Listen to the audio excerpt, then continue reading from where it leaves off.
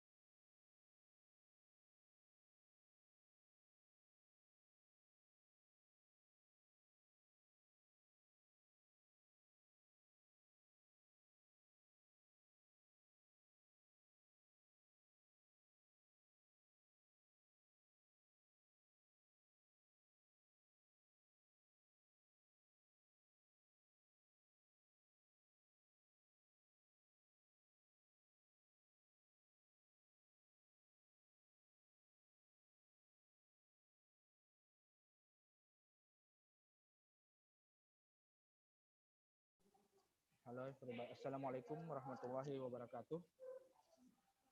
Assalamualaikum warahmatullahi wabarakatuh.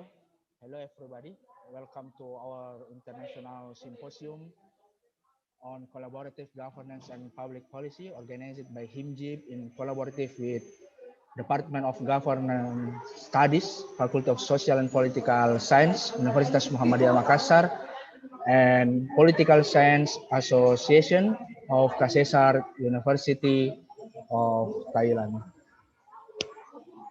Welcome to all speakers, presenters, and participants. We will start our event in 5 minutes. Before we start the event, we will play the video of HIMJIIP, Department of Government Studies, and ISOGAPP Symposium. Thank you.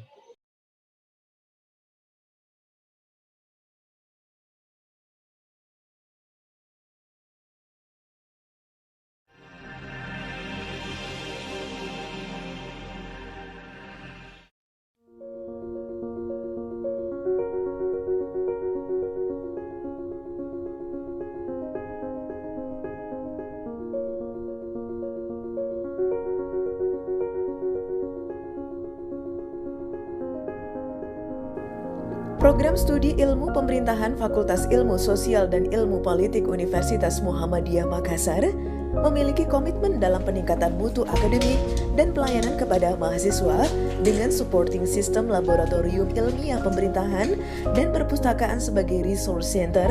Internalisasi nilai budaya akademik diwujudkan secara excellent.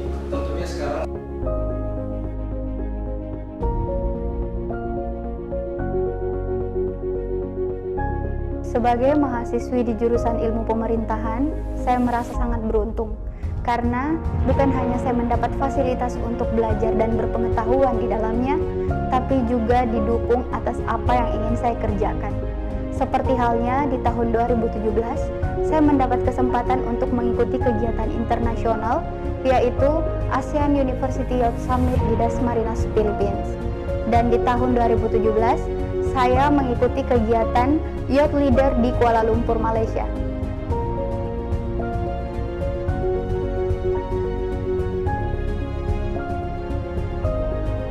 Untuk mewujudkan penguatan praktek pemerintahan, jurusan ilmu pemerintahan telah bekerja sama dengan sejumlah lembaga dan stakeholder dalam bentuk magang riset dan pengabdian mahasiswa kepada masyarakat.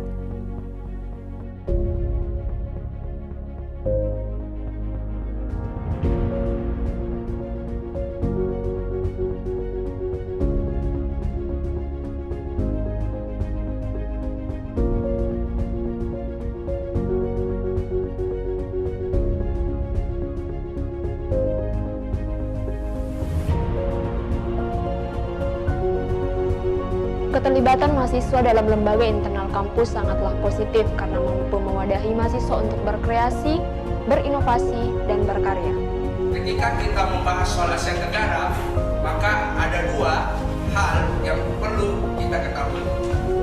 Di samping itu, program studi ilmu pemerintahan juga membekali berbagai soft skills kepada mahasiswa sebagai bentuk fasilitas pengembangan jiwa kepemimpinan dalam wadah Himpunan Mahasiswa Ilmu Pemerintahan atau HIMJIIP, penulisan ilmu pada lembaga pencinta riset dan menulis ilmu pemerintahan atau PSIP.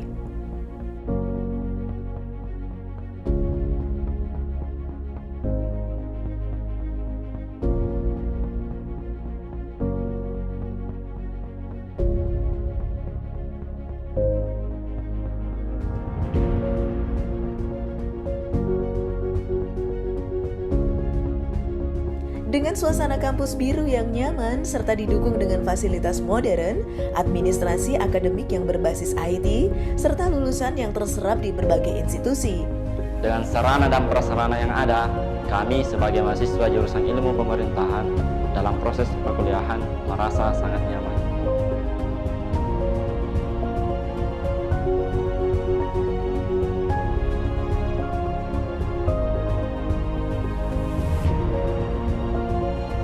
Prodi Ilmu Pemerintahan HIMJIIP Unismu Makassar ke depan akan melakukan internasionalisasi prodi dengan mempersiapkan akreditasi internasional, kerjasama internasional, International Joint Research, konferensi tahunan internasional, dan program Student Exchange. Program studi ilmu pemerintahan FISIP Unismu mendorong tata kelola yang berkualitas.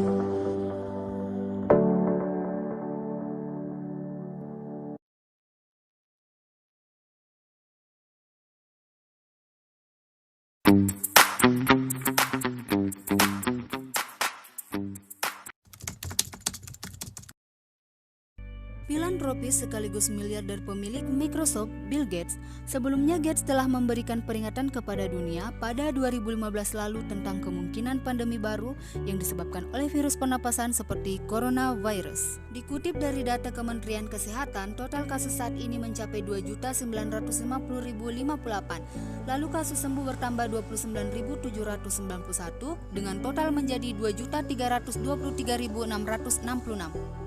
Di saat seperti sekarang ini tidak jarang menciptakan ruang kosong yang membuat kita merasa tidak berdaya dan depresi. Dalam jangka yang sementara, perasaan yang timbul ini normal adanya, asalkan tidak dalam jangka waktu yang lebih panjang lagi. Nah, karena kita tidak benar-benar tahu kapan pandemi ini akan lenyap dan keadaan kembali seperti semula, penting bagi setiap orang untuk tetap bergerak beraktivitas senormal mungkin. Di tengah keterbatasan, membangun optimisme serta berusaha mencapai hal-hal yang baru. Ilmu Pemerintahan Unismu Makassar hadir sebagai wadah aspirasi untuk memberikan ruang produktivitas kepada mahasiswa agar dapat berkarya dan berprestasi meskipun di masa COVID-19. Negara, maka ada dua hal yang Program studi ilmu pemerintahan juga membekali berbagai soft skills kepada mahasiswa sebagai bentuk fasilitas pengembangan jiwa kepemimpinan dalam wadah Himpunan Mahasiswa Ilmu Pemerintahan atau HIMJIIP. Prodi Ilmu Pemerintahan FISIP Unismu Makassar ke depan akan melakukan internasionalisasi prodi dengan mempersiapkan akreditasi internasional, kerjasama internasional, International Joint Research, konferensi tahunan internasional, dan program Student Exchange. Program studi ilmu pemerintahan FISIP Unismu mendorong tata kelola yang berkualitas.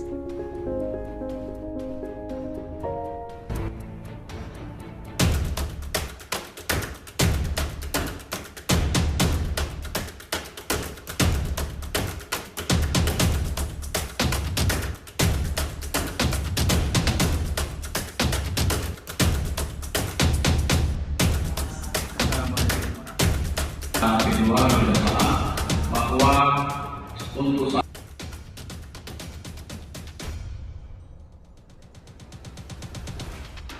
Nazarbayev University follows the highest world standards. The university offers the best conditions to receive high educated at Thailand University. Professors with clear objectives, various internship opportunities, co-students from Makassar University is proud to have grown from the small part of the land it occupies and developed into a major national institution, educating qualified graduates in various fields who play a vital role in driving forward. Program studi ilmu pemerintahan Fakultas Ilmu Sosial dan Ilmu Politik Universitas Muhammadiyah Makassar memiliki komitmen dalam peningkatan mutu akademik dan pelayanan kepada mahasiswa dengan supporting sistem laboratorium ilmiah pemerintahan dan perpustakaan sebagai resource center. Internalisasi nilai budaya akademik diwujudkan secara excellent.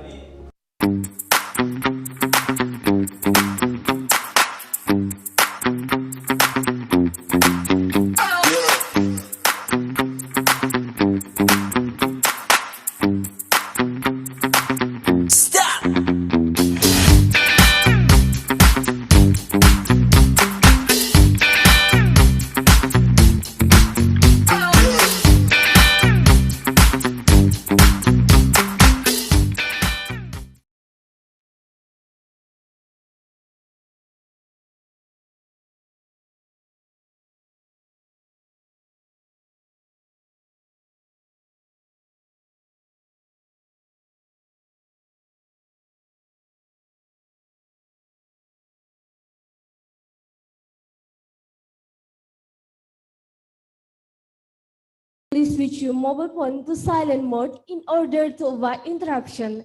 Thank you for the cooperation and the attention. Hadirin yang berbahagia, guna memastikan acara kita berjalan dengan lancar dan hikmat, kami mohon agar menerapkan protokol kesehatan, menjaga jarak dan memakai masker. Terima kasih. Assalamualaikum warahmatullahi wabarakatuh. Raditu billahi robba wa bil islami dina wa bi Muhammadin nabiyya wa rasul. The Honorable, the Dean of Social Science and Political Science Faculty, University of Muhammadiyah Makassar, Dr. Haja Ihyani Malik, SOS MSc. Yang kami hormati, Wakil Dekan 1, 2, 3, dan 4, Fakultas Ilmu Sosial dan Ilmu Politik Universitas Muhammadiyah Makassar. The Honorable, the Head of Student Department, University of Muhammadiyah Makassar, Dr. Nuryanti Mustari, SIP MSc. Yang kami hormati, Associate Professor Srirat Gowon PhD dari Universitas Makassar, Thailand. The Honorable Associate Professor Ricardo Peliso, PhD, from Nazarbayev University, Kazakhstan. Yang kami hormati, seluruh tamu undangan dan para peserta Symposium Internasional. Selamat datang dalam acara Symposium Internasional mempersiapkan pemerintah dalam menghadapi tantangan dinamika politik global melalui kolaborasi pemerintah dan kebijakan publik, Jumat sampai Sabtu 23 sampai 24 Juli 2021. It is our pleasure to be the master of ceremony of this international symposium. I am Nur Mulyasari, MS, and Alvina. On behalf of Government Studies Department, University of Muhammadiyah Makassar, we would like to extend a very warm welcome to all of you. Ladies and gentlemen, let us remind you about our agenda for today. Hadirin yang berbahagia, izinkan kami membacakan susunan acara pada hari ini. Acara pertama, pembukaan. Acara kedua, mendengarkan lantunan ayat suci Al-Quran. Acara ketiga, menyanyikan lagu Indonesia Raya, Mars Muhammadiyah dan Mars HIMJIIP. Acara keempat, sambutan-sambutan. Sambutan pertama oleh Ketua Umum Himpunan Mahasiswa Jurusan Ilmu Pemerintahan periode 2020-2021. Sambutan kedua oleh Ketua Program Studi Ilmu Pemerintahan. Sambutan ketiga, Dekan Fakultas Ilmu Sosial dan Ilmu Politik Universitas Muhammadiyah Makassar sekaligus membuka acara ini dengan resmi. Acara selanjutnya, pembacaan doa. Acara selanjutnya, persembahan hiburan dari Himpunan Jurusan Ilmu Pemerintahan, Pengaru dan Tari Pak Dupa. Acara selanjutnya, penyampaian materi dan diskusi oleh moderator. Ladies and gentlemen,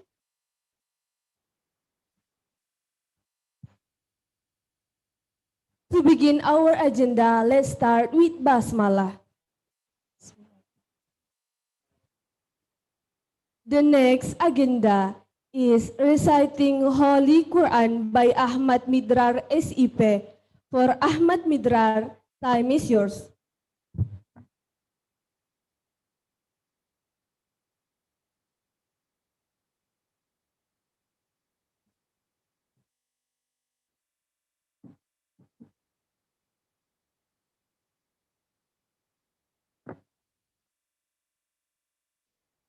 Assalamualaikum warahmatullahi wabarakatuh.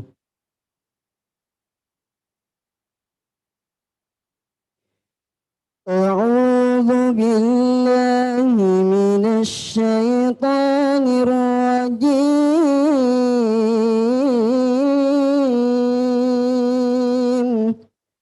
Bismillahirrahmanirrahim. Ala inna awliya Allah. Ala inna awliya Allah la khawfun alaihim wa la hum yahzanun. الذين آمنوا وكانوا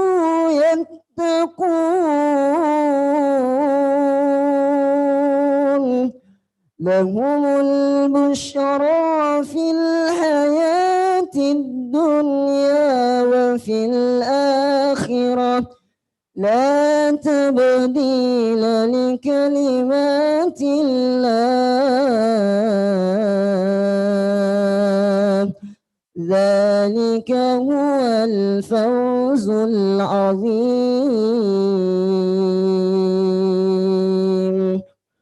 ولا يحزنك قولهم إن العزة لله جميعا هو السميع العليم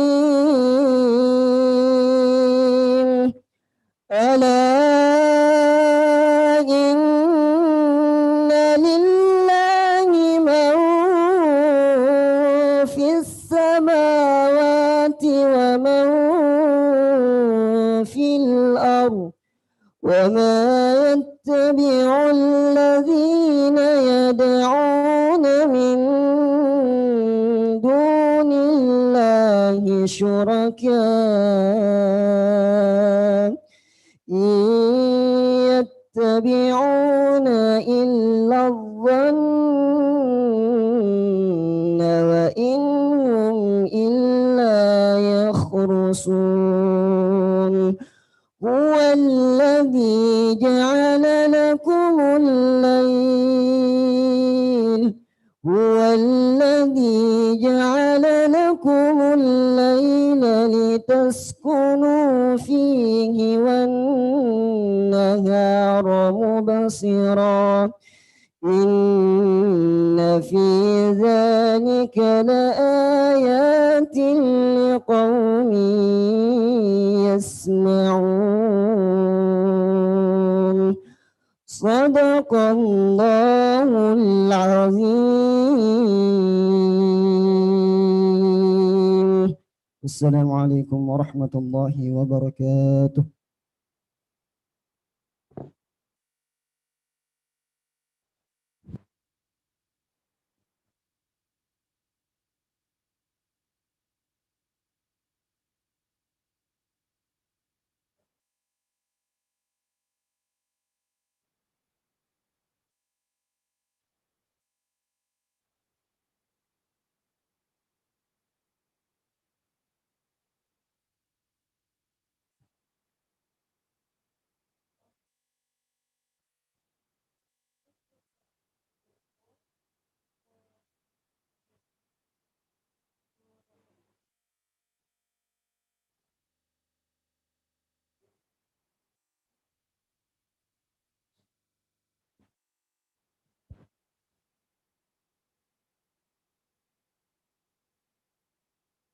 Thank you for Ahmad Midrar for the memorable ayah. Next is singing Indonesia National Anthem, Muhammadiyah Mars, and HIMJIIP Mars. The audience, please stand up.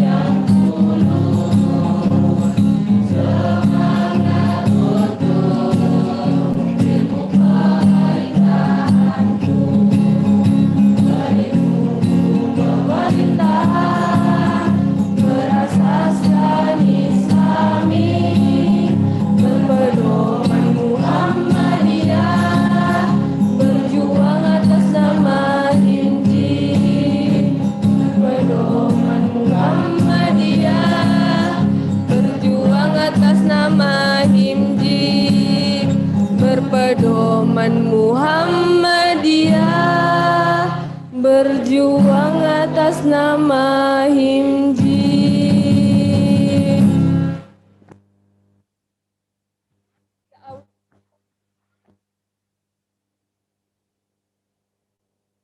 The audience please be seated.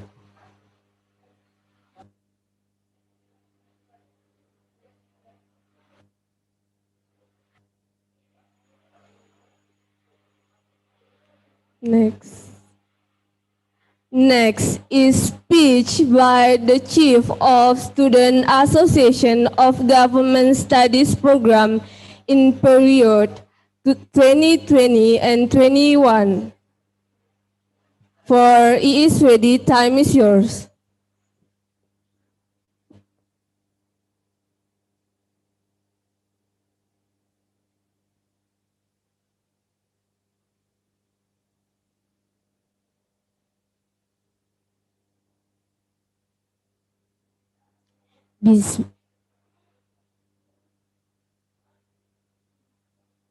Bismillahirrahmanirrahim. Assalamualaikum warahmatullahi wabarakatuh.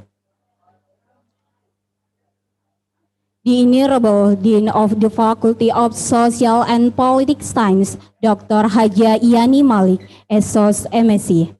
The Honorable of the Government Science Program, Dr. Nuryanti Mustari, SIP MSc. Dear Professor Ricardo Poliso, PhD. Dear Professor Abel Poliste, PhD. Dear Professor Sihrar Gahwon, PhD. Dear ISOGAPP participant who had been present at noon today. Hamdan wa syukrunillah, salawatan wa salaman ala rasulillah, amma ba'd. First of all, let's pray praise and gratitude for the presence of Allah Subhanahu wa Ta'ala. Because of His blessing and grace, we still have time to carry out a ISOGAPP activity.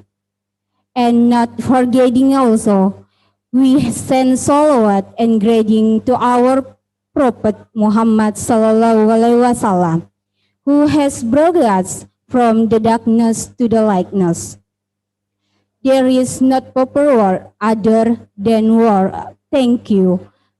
I can say to the speaker and participant of ISOGAPP had been present at this noon.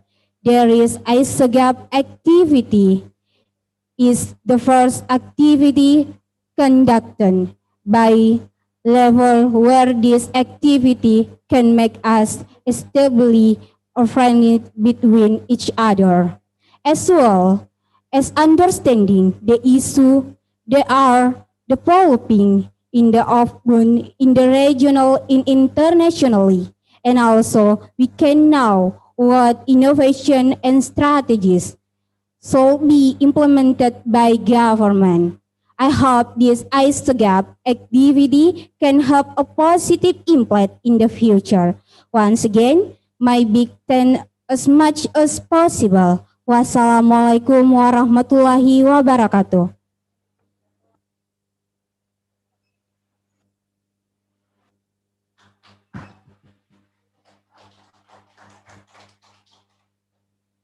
Thank you for Iiswedi for the spirit speech from us. Next is welcome speech by the head of Government Studies Department, University of Muhammadiyah Makassar, for Dr. Nuryanti Mustari, SIP MSc. Time is yours.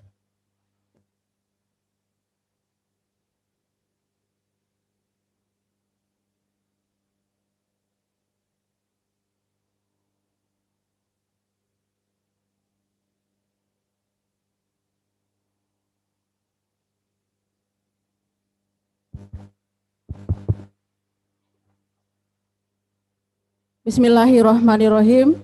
Assalamualaikum warahmatullahi wabarakatuh.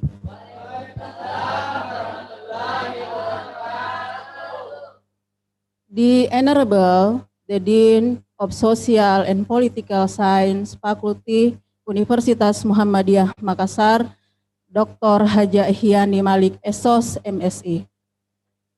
The Honorable, the Vice Dean 3, Social and Political Science Faculty, Dr. Samsir Rahim, SOS MSI. The Honorable, the Vice Dean 4, the Social Political Science Faculty, Amin Umar, SPD, MPDI. The Honorable, the first speakers,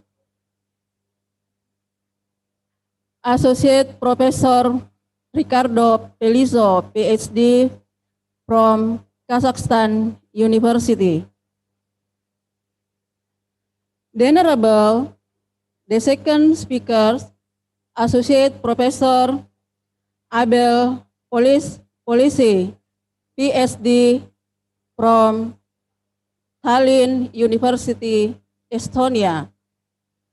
The Honorable, the third speaker, Associate Professor Srirat Gohwong, PhD from Makassar University, Thailand.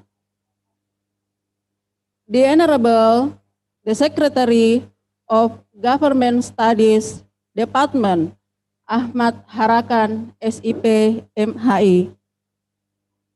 My beloved partner, the Chief of Student Association of Government Studies Department, E.E. Swedi.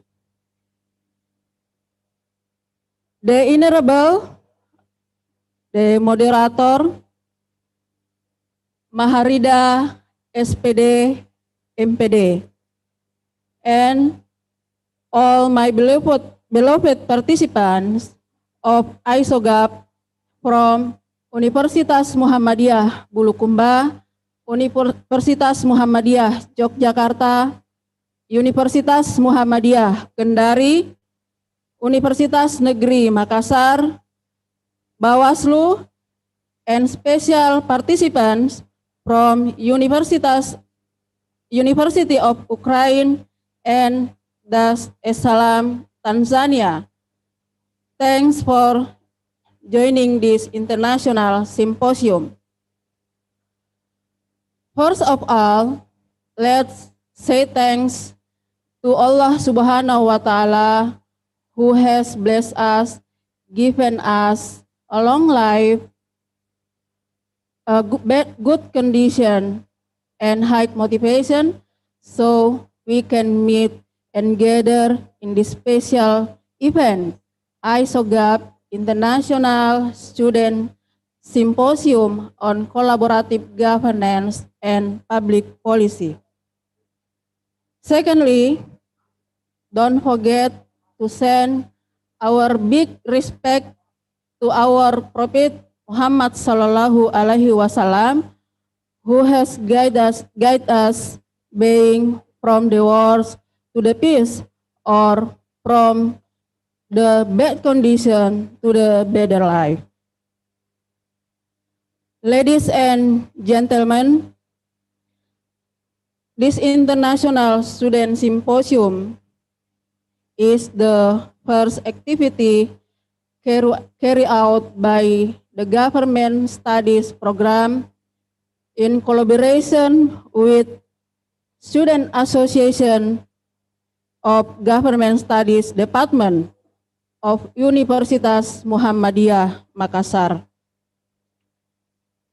So far, the annual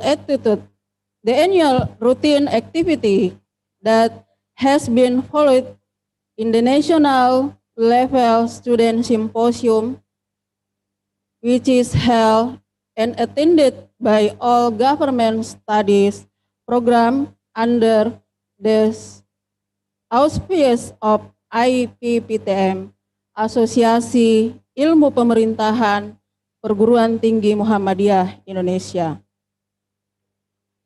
This is something new and bold we did to support the realization to the vision of government studies program, namely excellence in local governance and local political dynamic in Southeast Asia.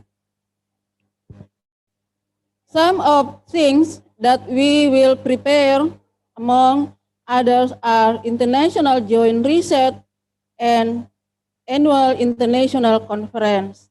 Alhamdulillah, now the dream comes true.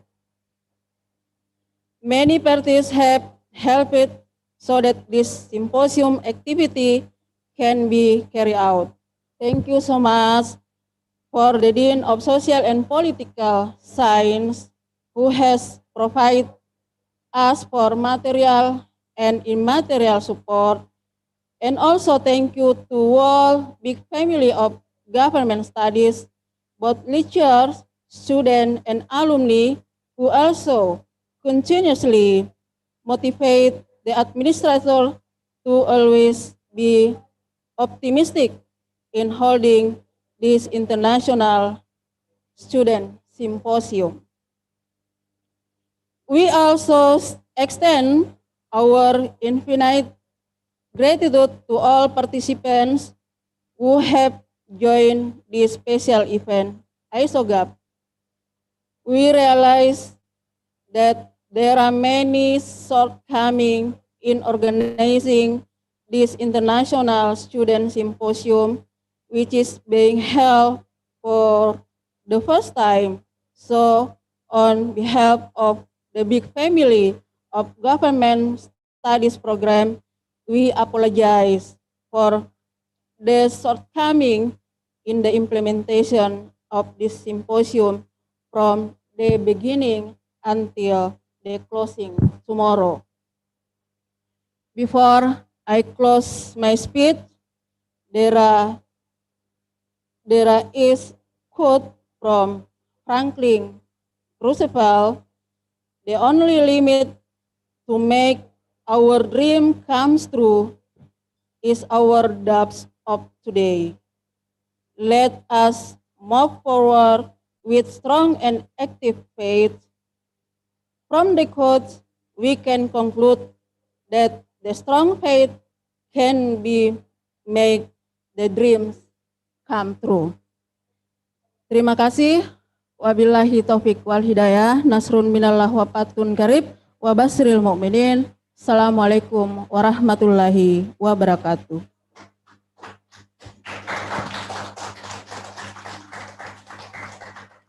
Thank you for Ms. Nurianti Mustari for opening speech. Then next is the agenda of ISOGAPP by the Dean of Social and Political Science Faculty, University of Muhammadiyah Makassar. For Dr. Hajia Ihyani Malik, ESOS MSc, time is yours.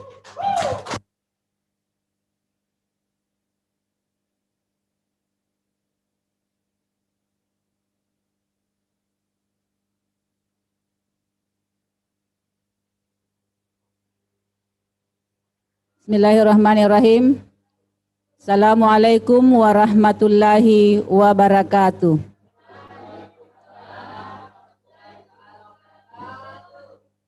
Alhamdulillahirabbil alamin. Wassalatu wassalamu ala asrafil anbiya'i wal mursalin.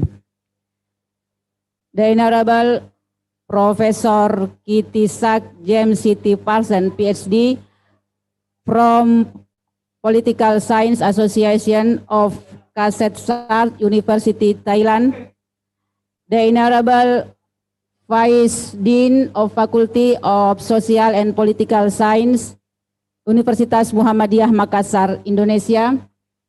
The Honorable the Head of Department of Government Studies, Faculty of Political Science, Social and Political Science, Universitas Muhammadiyah Makassar, Indonesia, and Speaker 2, Dr. Nurianti Mustari, SIP, MSc. The Honorable Speaker, Associate Professor Ricardo Elizo, PhD, from Nazarbayev University, Kazakhstan.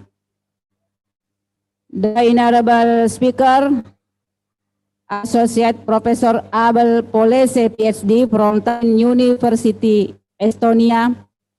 The Honorable Speaker, Associate Professor Srirat Gohwong, PhD from Makassar University, Thailand. The Honorable Chairwoman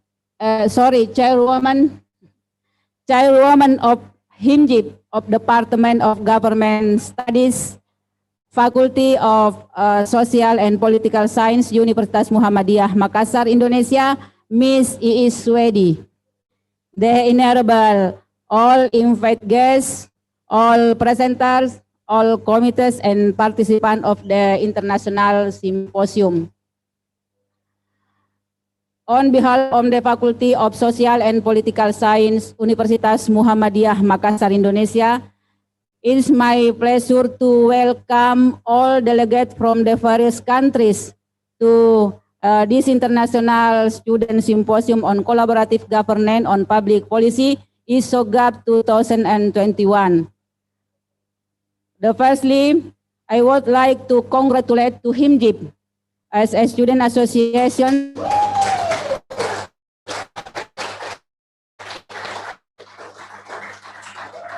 once more again, congratulate to HIMJIIP as a student association in collaborative with Department of Government Studies, Faculty of Social and Political Science, Universitas Indonesia, Universitas Muhammadiyah Makassar, Indonesia, and Political Science Association of Kaset-Sari University, PSAKU, Thailand, for hosting the International Study Symposium on Collaborative Governance and Public Policy, ISOGAPP 2021. It is both remarkable and commendable that the Student Association, Department, and International Association are hosting its International Symposium to respond the latest situation. And the theme of the International Symposium are indeed very timely.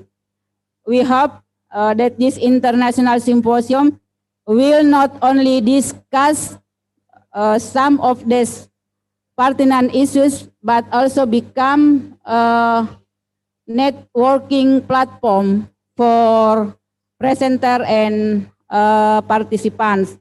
This symposium will also be a conduit to promote HIMJIIP, Department and Government Studies, and PSAKU Thailand at its strives to be an internationally recognized institution of research and publication.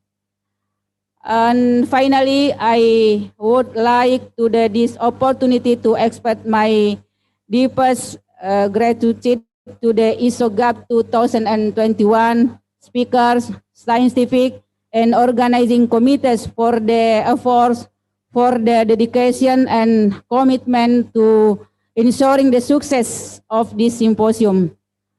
To all presenters, to all participants, I wish you all a fruitful deliberation. Let's open the International Student Symposium on Collaborative Governance and Public Policy, ISOGAPP 2021, by reciting Basmalah. Bismillahirrahmanirrahim, and congratulations to all. Billahi fisabilil haq, fastabikul khairat. Assalamualaikum warahmatullahi wabarakatuh.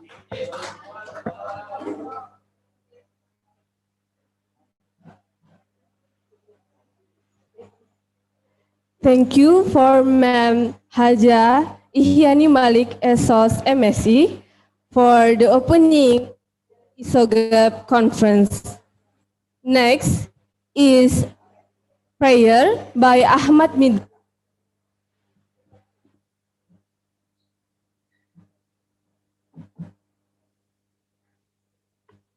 Assalamualaikum warahmatullahi wabarakatuh.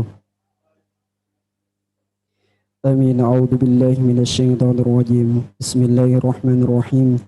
الحمد لله رب العالمين حمد الشاكرين حمد الناعمين حمدا يوافي نعمه ويكافئ مزيده يا ربنا لك الحمد كما ينبغي لجلال وجهك الكريم وعظيم سلطانك اللهم صل على نبينا محمد وعلى آله محمد اللهم اغفر لنا ولوالدينا وارحمهما ولجميع المسلمين والمسلمات والمؤمنين والمؤمنات الأحياء منهم والأموات إنك سميع قريب مجيب الدعوات يا قاضي الحاجات اللهم ربنا افتح بيننا وبين قومنا بالحق وأنت خير الفاتحين اللهم يسر ولا تؤسر اللهم لا سهل إلا ما جعلته سهلا وأنت تجعل الحسن إذا شئت اللهم اجعل جمعنا هذا جمعا مرحوما وتفرقنا من بعده تفرقا معصوما ولا تجعل فينا ولا منا شقيا ولا محروما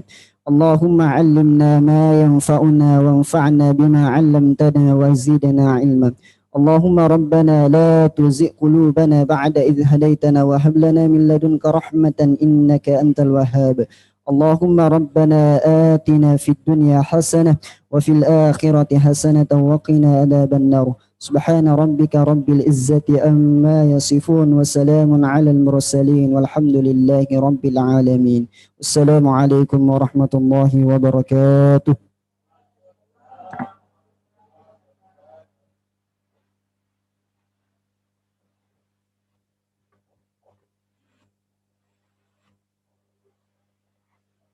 And the last but not least, the art performed by association this program, Angaru and Dance Padupa.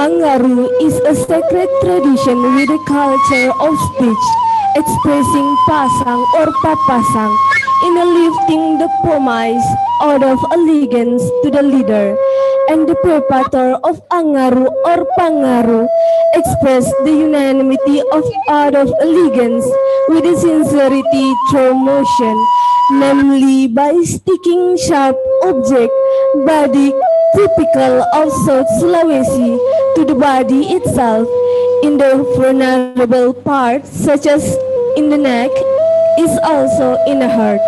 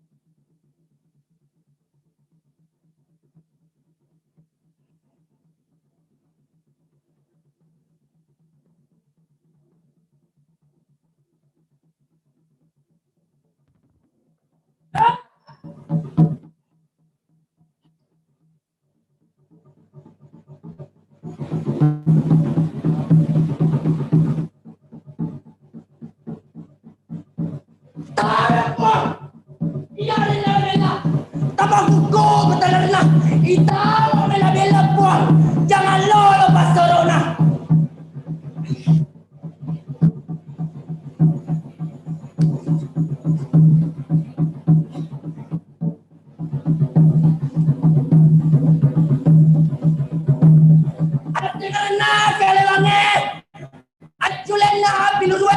Ali-ali na basie barisit pemruna urangnya betah.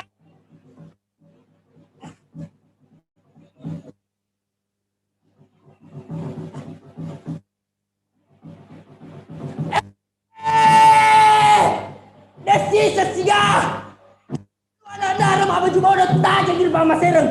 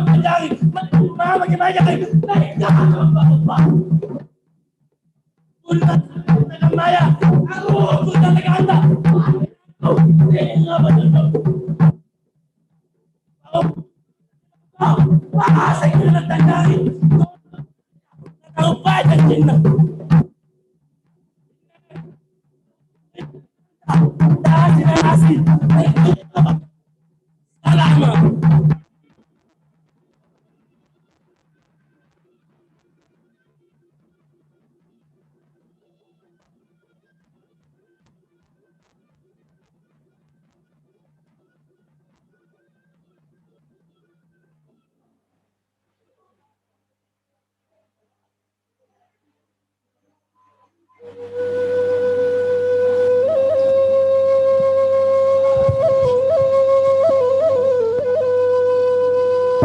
dance is a dance that depicts the Bugis people have a guest, or can be said as a welcome dance from Bugis people.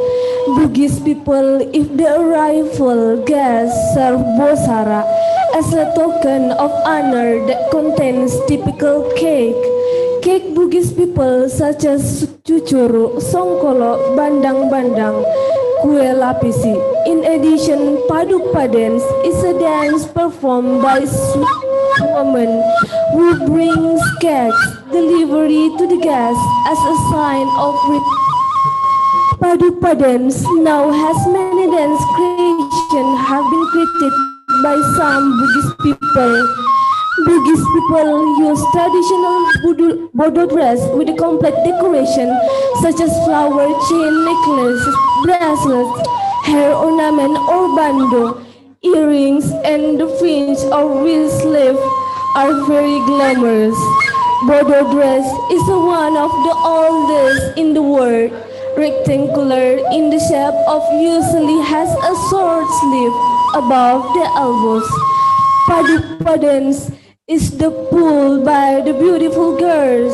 The music used is also, of course, typical music of South Sulawesi with the drums, Makassar, flute, harp, and pui-pui.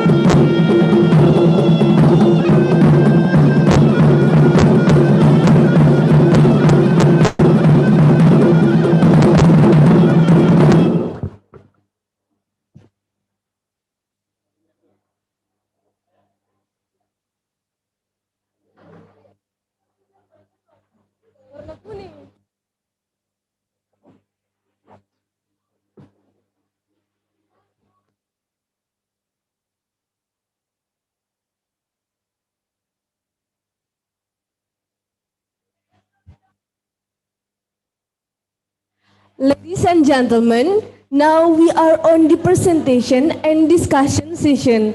This session will be led by the moderator. For Ms. Maharida, time is yours.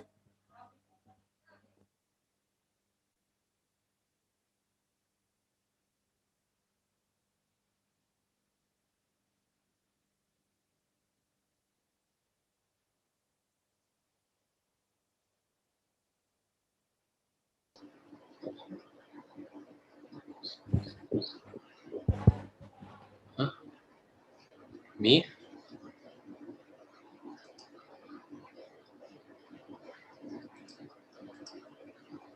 Yes, iya. Untuk seluruh tamu undangan kami mohon untuk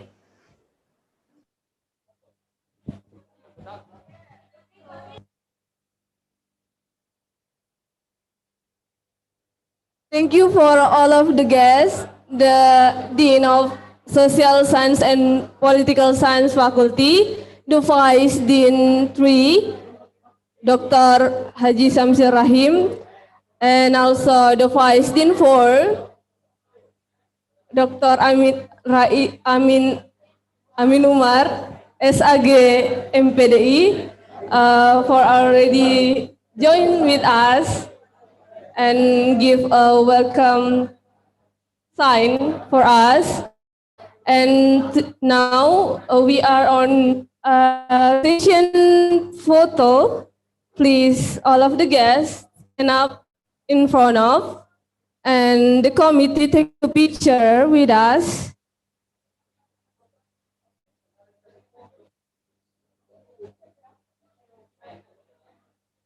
Yes.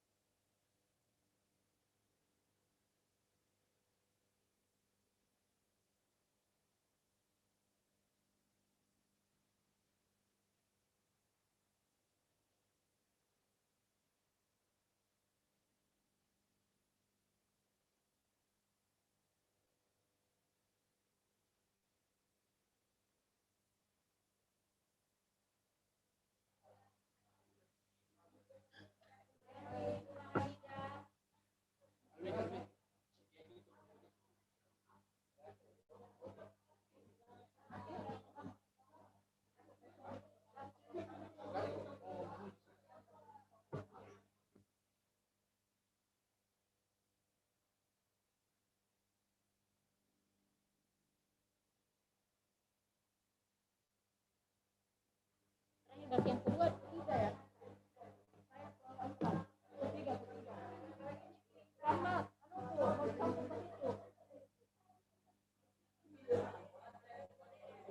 Ada di Saleh. Herman. Ada di Prof gabung, Pak.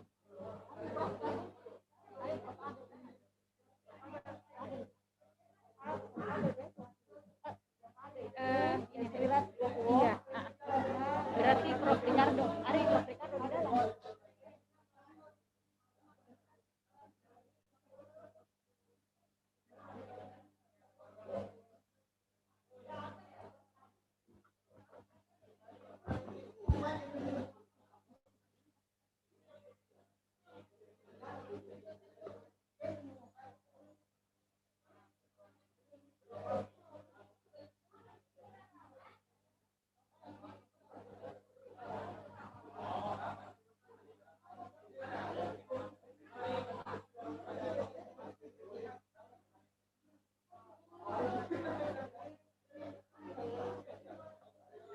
Okay, for all the participants and the speakers, both of the virtual and also in this place, we are going to start.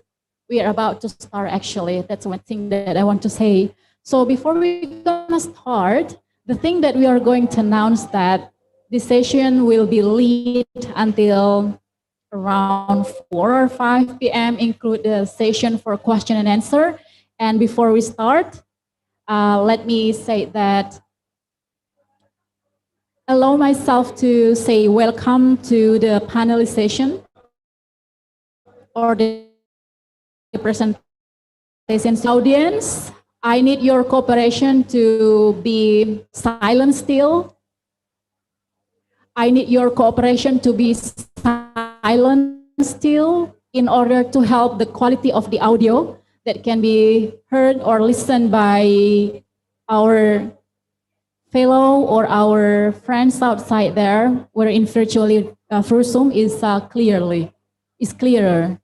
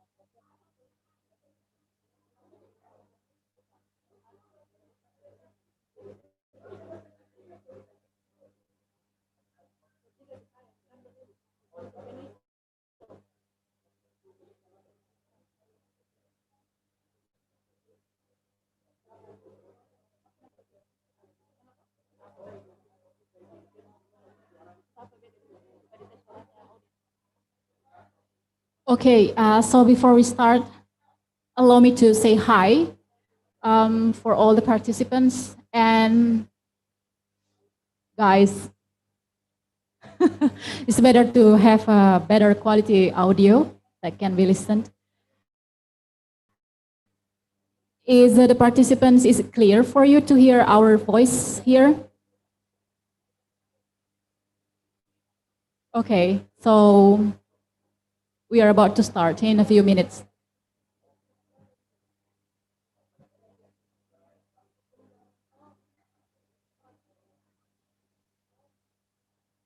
There you go. I already see our speaker there. Can you hear my voice clearly, Professor? Yes. Professor Ricardo Pellizo. So I should address you as a Mr. Pellizo, or what should I address you? Mr. Doctor, Right. Professor, great man, and whatever you want. Well, I think, or simply Ricardo. clear... Ricardo is the simplest way to address me. All right, that will be really easy for me to mention that. So more friendly, I guess, by saying Ricardo with very clear R, Ricardo. Thank you, Professor. Sure. So I think let's begin our panel session. So before we start, ladies and gentlemen, and also the speaker who already with us today, let me say that this is a great opportunity for all of us to be here.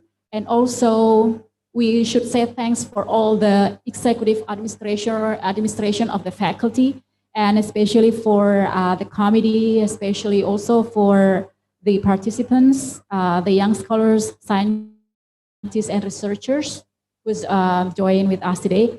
Well, without also wasting my time, I'm going to we are going to invite our first speaker for today, the Associate Professor Ricardo Pellizo, PhD from Nazarbayev University, Kazakhstan. But before we start that, the only thing that I want to do today, Professor, for your information, I was a little bit shocked to see your profile is 25 pages.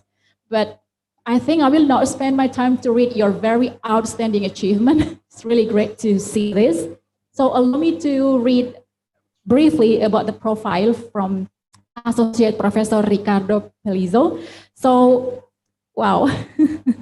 This is on and endless.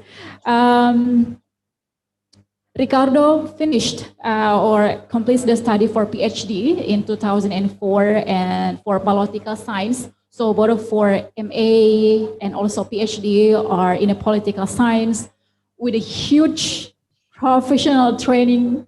It's very clear here. And then also the areas of specialization, including the political development, legislative strengthening, good governance, and constitutional reforms.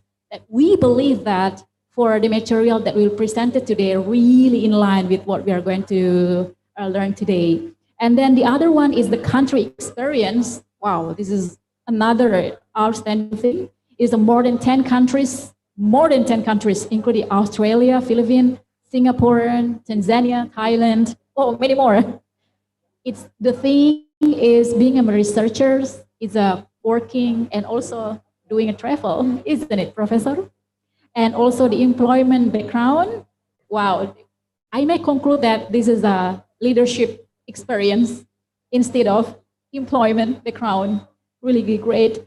And then the other thing is Ricardo also has a lot short-term consultancy assignments, has a patents, also scholarships, fellows, and awards. Okay, and this is the one that I'm going to highlight about the other achievement about the research, and he is also the author. Wow, a lot here. The author of more than 20 books as the author and also the co-author. Oh, amazing. And he has been a guest editor and special issues and also peer-reviewed journal articles, and also had written book chapters and encyclopedic entries and conference reports for sure. Wow, you had a lot of achievement that on my age, I cannot achieve that. So without wasting the time, so we would like to welcome our very first speaker, Associate Professor Ricardo Pelizzo, PhD. The time is yours for 15 minutes. All stage is yours. Thank you.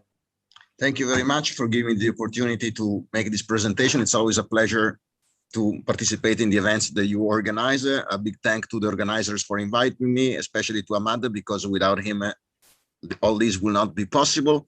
I need to say that my accomplishments are not that impressive. It's just that I'm old, and over time you pile up things.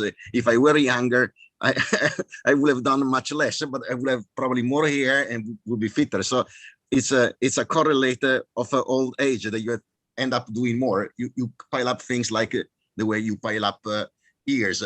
I was particularly happy to have the opportunity to present in this conference because it gives me an opportunity to say a few things that usually I don't have a chance to talk about, and so I'm particularly happy to do it. I'm not sure I will be able to conclude my presentation with the typical conclusions, but I will probably raise some questions and some issues that I think your students, since this is a student conference after all, may want to address in their own research on the way forward. So we need to start our story back in the 90s. In the middle of the 90s, around 1995, 1996, scholars in the international community realized that good governance was important for developmental purposes. For many years, the issue had been neglected, I think, at the scholarly level from the moment that the political development literature became a little bit outdated. International organizations were not paying much attention to good governance because for many of those organizations whose mandate is to promote socioeconomic development, reducing poverty, and so forth and so on, meddling in the internal affairs, in the politics of the countries that the developing countries was not considered to be acceptable. But by the mid-90s, it became clear that the countries that had a higher level of good governance, higher quality of government, were more developed. And so regardless of how development was measured, so income per capita, life expectancy at birth, infant mortality, and so forth, literacy rate, and so forth and so on, countries that had a higher level of governments were more developed, regardless of how development was measured, and vice versa. Countries were more developed had a higher level of governance, however measured. These findings were made possible, at least, and were presented by Daniel Kaufman and his colleagues in a paper that came out eventually in 1999. But the research started a little bit earlier because Daniel Kaufman and his colleagues started collecting and making available to the wider scholarly community and to international organizations the worldwide governance indicators. They basically said that good governance is that thing that contributes to improving the life of the people, and for governance to be, so governance is good when it improves the life and the well-being of the people, thanks to the activities of the government. And they tried to operationalize to measure this good governance. They looked at 6 dimensions. So the rule of law, political stability in absence of violence, control of corruption, government effectiveness, regulatory quality, and voice and accountability. And they said countries that have a higher score in these categories are countries that are able to do a better job to promoting the well-being of their citizens. The analysis they presented in that seminal paper that has been widely read and widely cited, you know, and made several of us very jealous because we were never able to achieve the kind of impact and success that they were able to achieve. Kaufman did an incredibly good job in that respect. Was relied upon basically 2 types of analysis: correlations and scatter plots. Scatter plot is the statistical analysis in which you plot 2 variables against one another. And so one of the objections that one could have raised is, well, these analyses are showing the richer countries have better governments, or countries with better governments are richer. So what? You know, we don't know what is the error of causality. Well,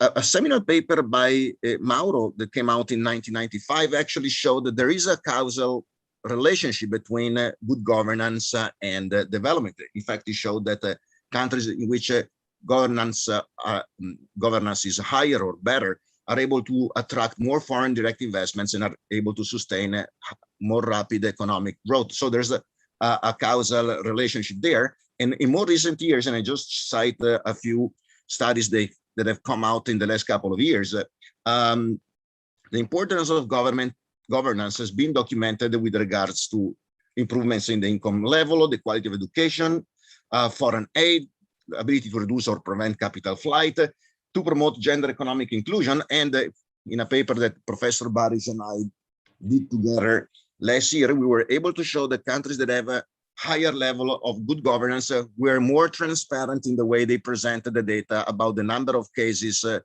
and the number of deaths due to COVID. So basically, there's no question that good governance matter. One of the questions was, well, now that we know that governance is good and makes the life of people better off,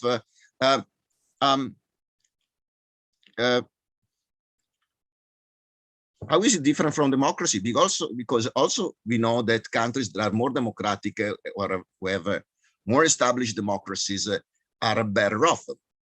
And so the debate in this respect took 3 basic positions. There's one position that was voiced by Fukuyama in a paper of 2013, who basically said that good governance and the democracy are orthogonal. Governance means that the government is effective.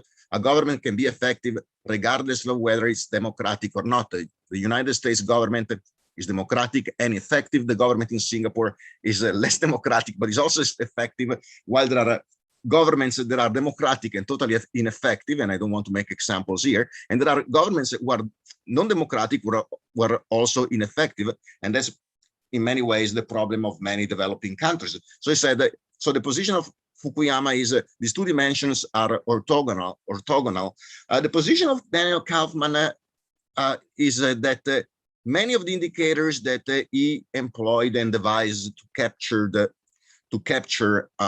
good governance are actually indicators that are used to assess the quality of democracy. So there's a partial overlap between these 2, and then there's a third stream of scholarship that actually believes that good governance is just another word for democracy. So ask whether good governance is related to democracy or democracy is related to good governance is a pointless question, because they are one and the same thing.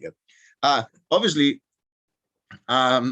the key difference between a system that is effective and then has good governance in the sense in which Fukuyama understands good governance and in the way in which Huntington 35 years before in his political order and changing societies understood government effectiveness is simple. You know, government in non-democratic settings can be effective, but they're not always or terribly accountable. The difference is that governments in democratic settings are instead accountable. Accountability is the criterion of demarcation between a system that is democratic and a system that is not democratic. And so once we, like Kaufman, add the voice and accountability as a key criterion for measuring good governance, what we're ultimately measuring is how democratic a system is, which does not infringe upon or does not affect the extent to which the government in one country is. So in recent years, with the discovery of accountability as a dimension that is so important for good governance, according to Kaufman, and for the quality of democracy, according to scholars such as Morlino, a literature developed in the realm of accountability. And the key points in these respects were that accountability is some kind of an event. The government rules, but at some point it has to give an account of its action, of the policies that is implemented, of the result that it has achieved. According to Schedler, accountability is a two-dimensional process.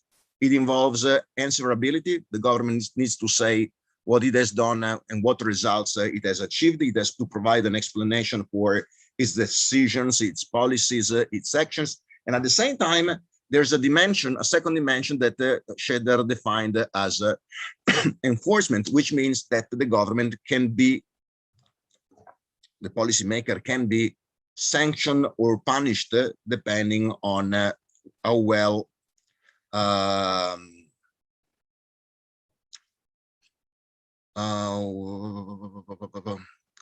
okay, I'll answer the questions later.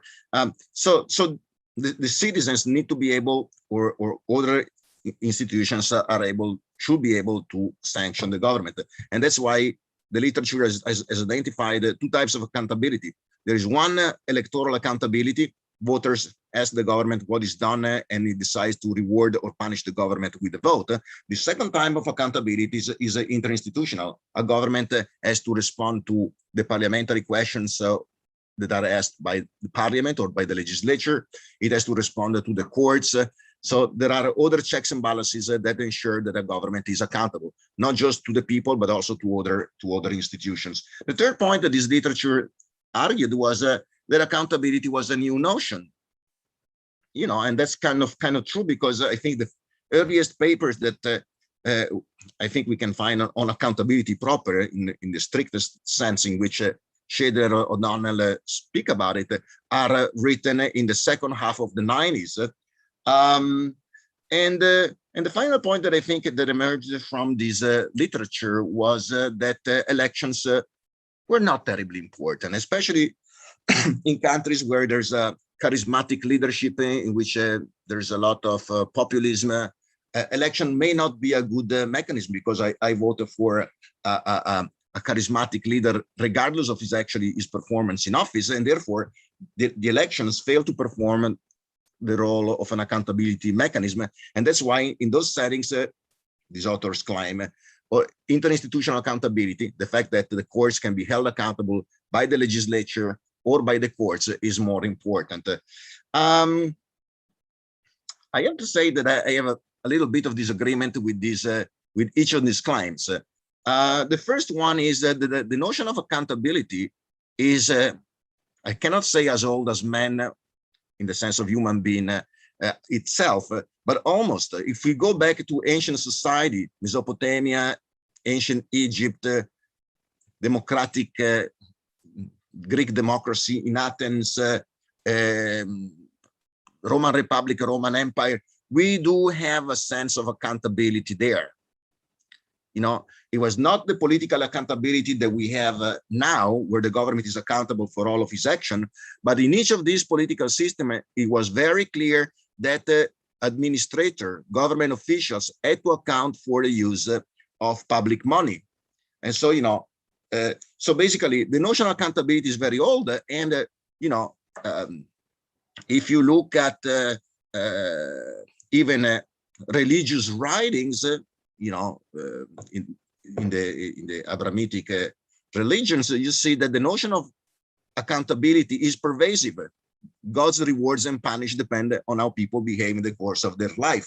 So the notion of accountability as a cultural element, as legal element, as an administrative feature was there well in the past.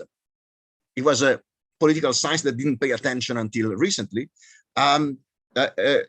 People, scholars that work in the field of accounting have done a slightly better job, because they started paying attention to accountability, though in a narrower sense, in the sense of how public money is spent.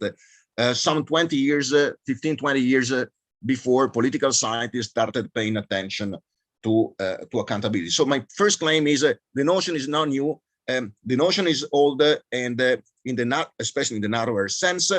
And over time, the notion of accountability widen its scope. And so governments, not just administrators and local level officials, but also top level government officials, government and so forth and so on, came to be accountable, not just for the management of public resources and the expenditure of public money, but for a variety of other things that would be foreign policy and so forth and so on.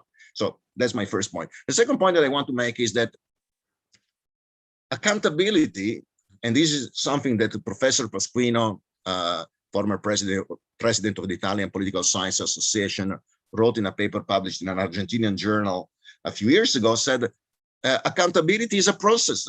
It is not just, as the literature generally believes, a fact that a government or an elected official, a member of parliament, need to tell to the voters what they've done. It's a process. And it involves, according to Pasquino, three distinct phases.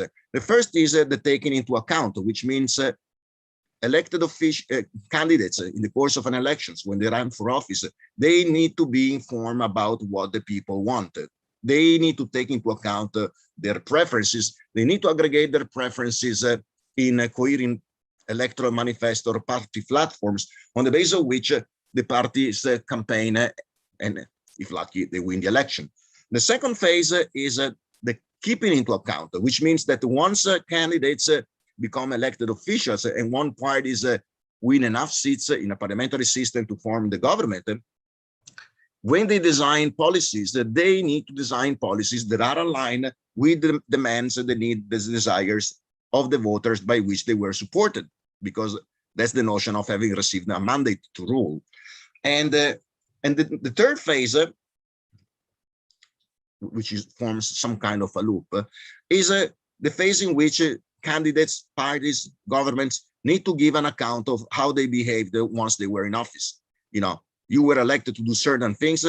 What did you do? How did you do it? Did you achieve it? And they need to provide an explanation for how they performed.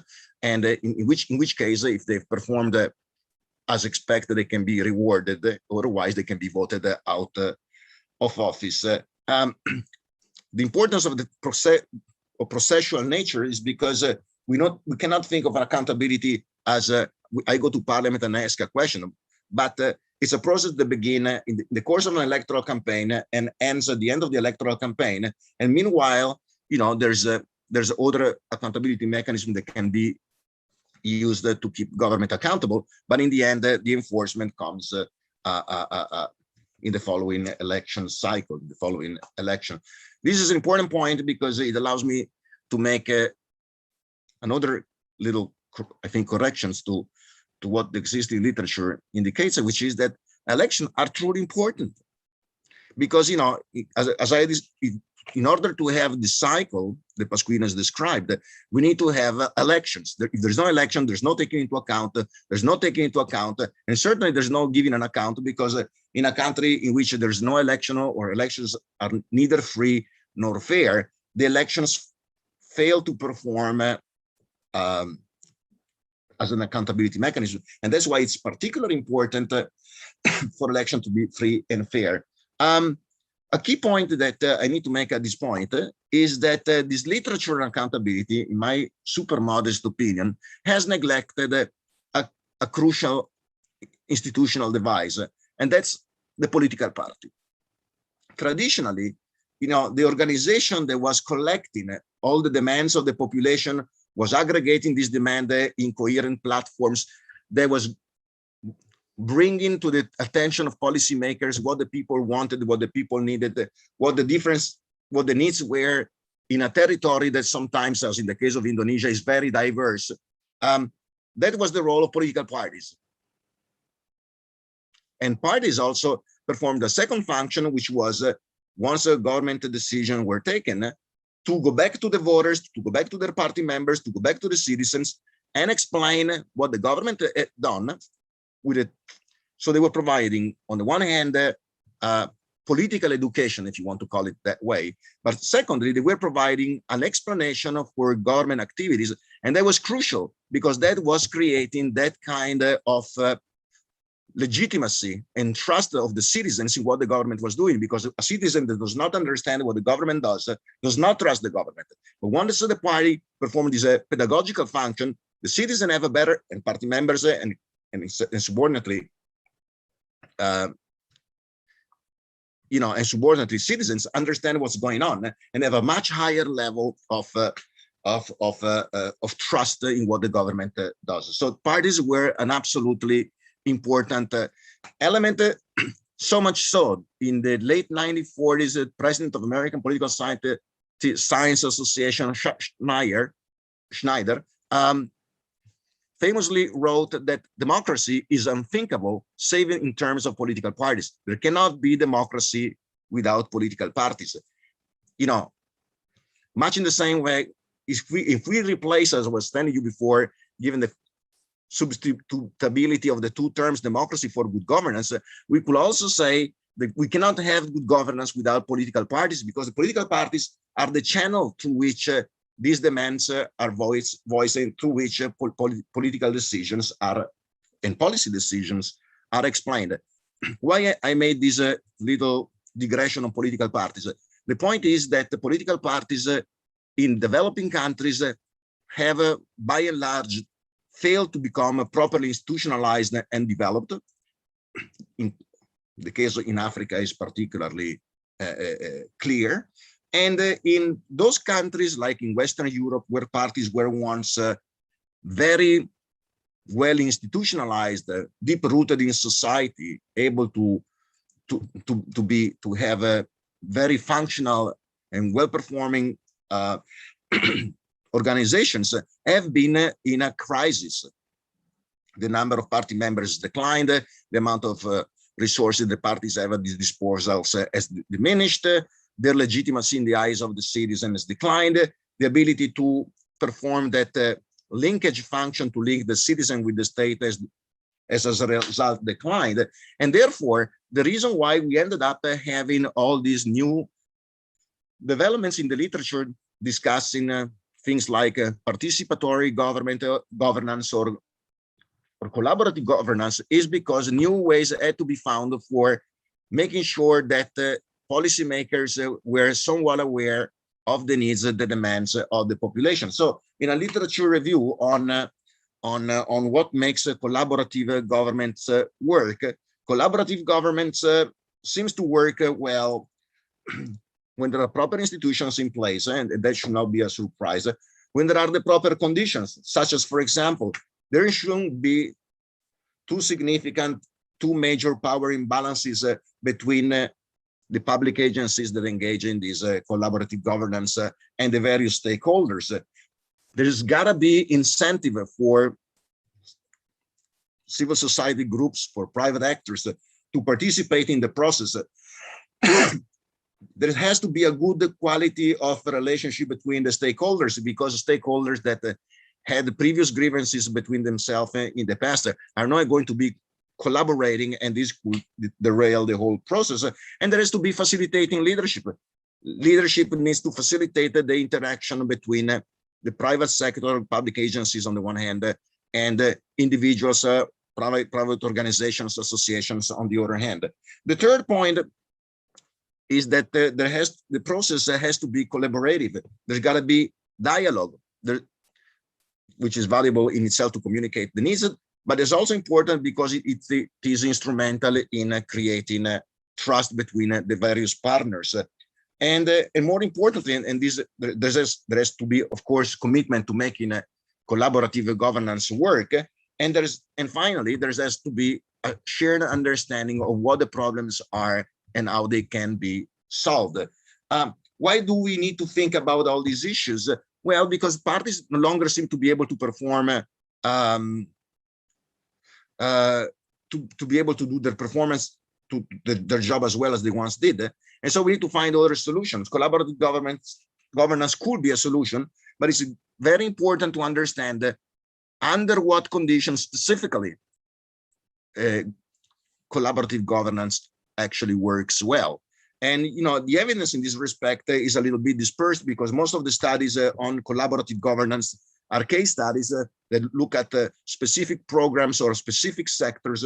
There's very little in terms of generalizability. And so I think that what is really important from a conference such as yours and from the kind of studies that your students might be conducting in the years to come is precisely to get a better understanding of these conditions and the context under which or in which collaborative governance is more likely to succeed, because that would be a very important contribution to an important and very interesting line of scholarship. But more importantly, it can make really, it can be really useful in making government work better for the well-being of the citizens. And on this happy note, thank you very much for inviting me. Bye.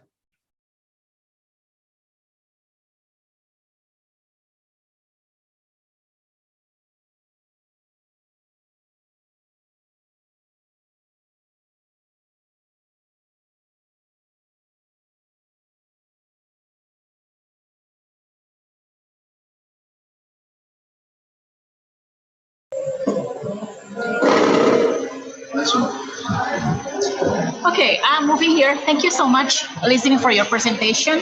Can you hear my voice clearly, Professor? Yes, very clearly, very clearly. Okay, so I think you still have a few minutes to answer a couple of questions, I guess. Yes, so, I saw there are some questions in the chat box, but I was not able to answer them when I was giving my presentation. Yes, how to understand democracy in the midst of a pandemic, riots in South Africa, protests of the poor are not heeded on the grounds of Corona. What do you think, Prof.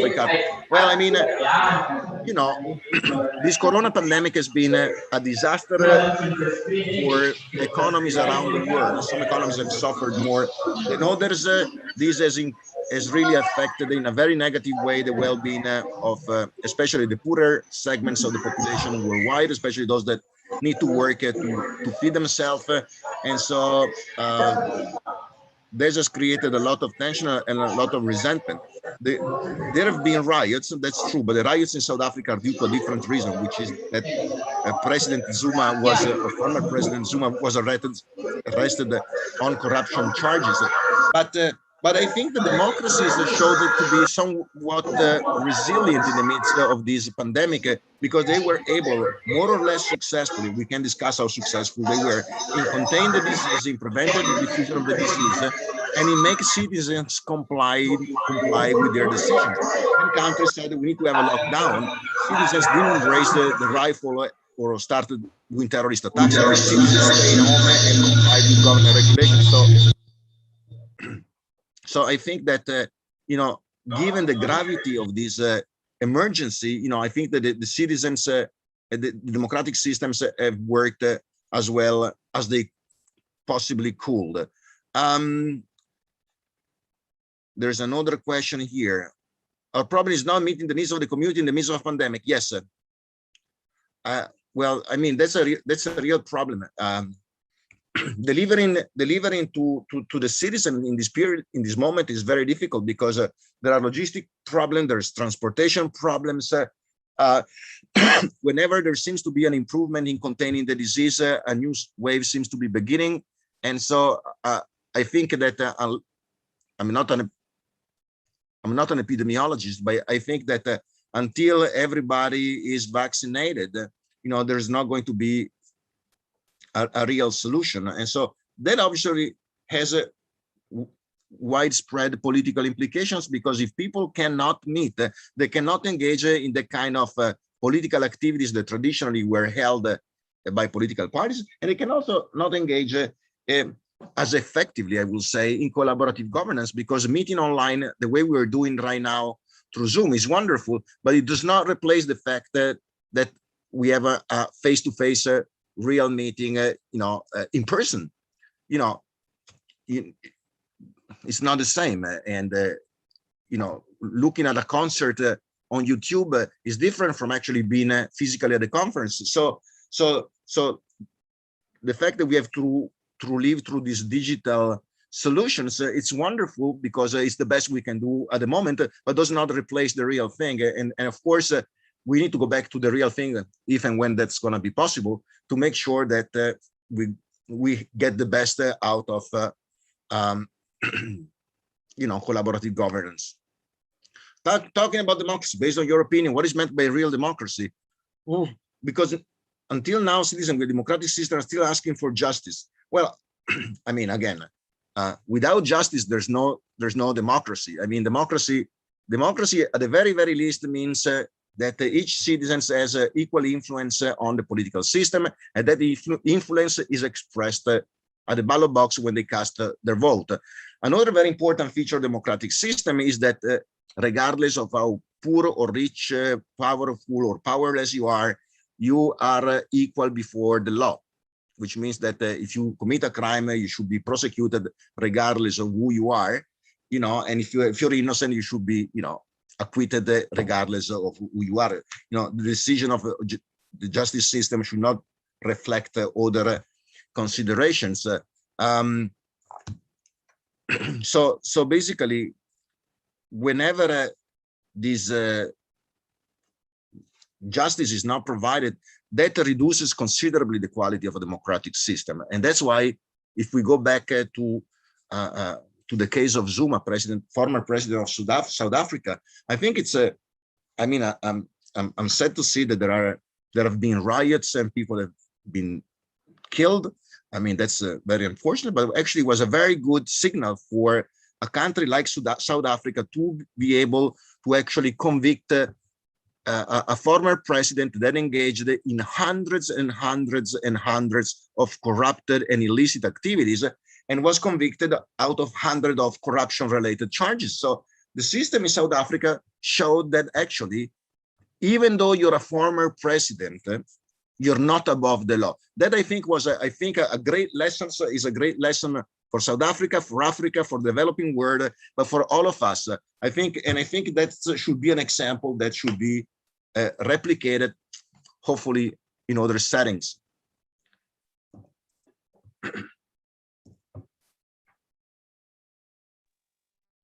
Okay, thank you. So after answering the questions, I believe that this topic is very interesting part that we are going to discuss. And I myself, out of this topic, that I got like let's say the enlightenment. So when all people around this globe really struggle with that we call as a trust issues. So when you say the charismatic one, accountability, another word for transparency, and then the effort of the government staff, the digitalization thing that happens right now, this question can be a representative probably from the other participants that what are the obstacles do you think the cause of the trust issue that happening until right now, especially for those countries that even in the election, they know the theory, the accountability is important to lead the country or nation to be better. But on reality, it seems like the lack of trust issues within of the nation, it's really, really huge. Even in this era right now. So everybody can access the portal, everybody can access the government web. But again, the trust issue is there. What do you think? I mean, I have three different answers.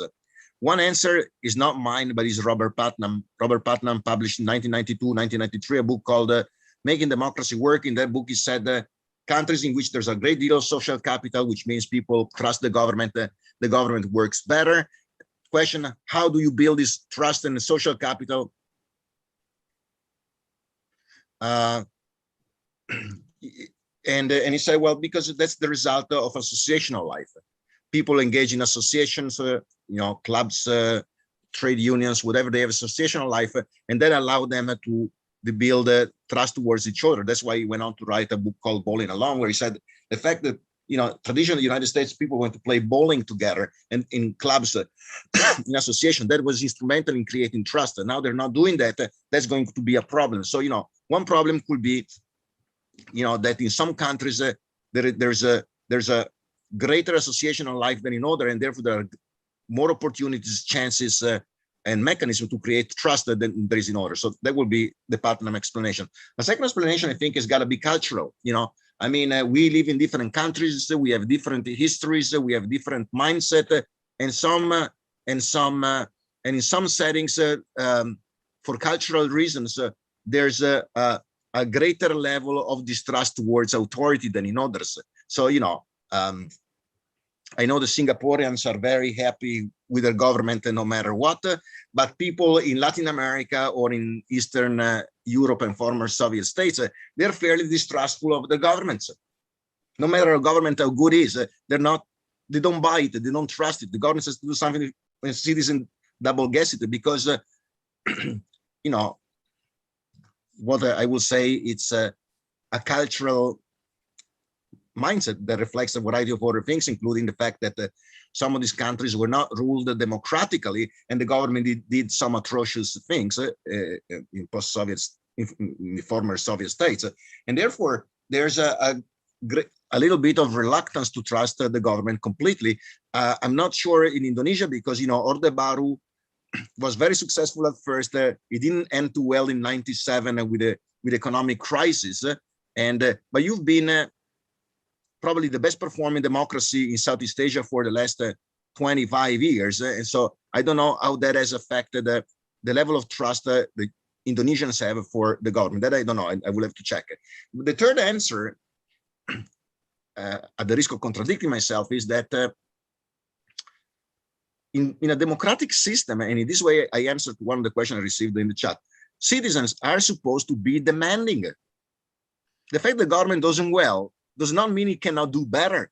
And the fact that the citizens are always saying, nah, they could have done better, is actually an incentive and an accountability mechanism to ensure that the government is always under some pressure to deliver more and better. And that's absolutely crucial, because, you don't want your government to be complacent, saying, oh, we've been so wonderful lately, we can go and take a nap. You want them to be fully engaged. And so the fact that the people voice through low level of trust, the fact that they want more out of the system, is actually, I think, potentially rather healthy. So these are the three explanations I can think of. Which one is the right one, I don't know, but you know your region better than I do, and I think you will find the one that suits you better. Well, thank you. It's very wise, I guess, from you. So thank you very much, Ricardo. Thank you very much. It's a very interesting. Thank you so much on behalf of the committee and also from Makassar. Thank you so much. Thank you. Well, thank you. I hope to be back possibly in person. Bring me back there once, okay? Thank you very much. Bye-bye.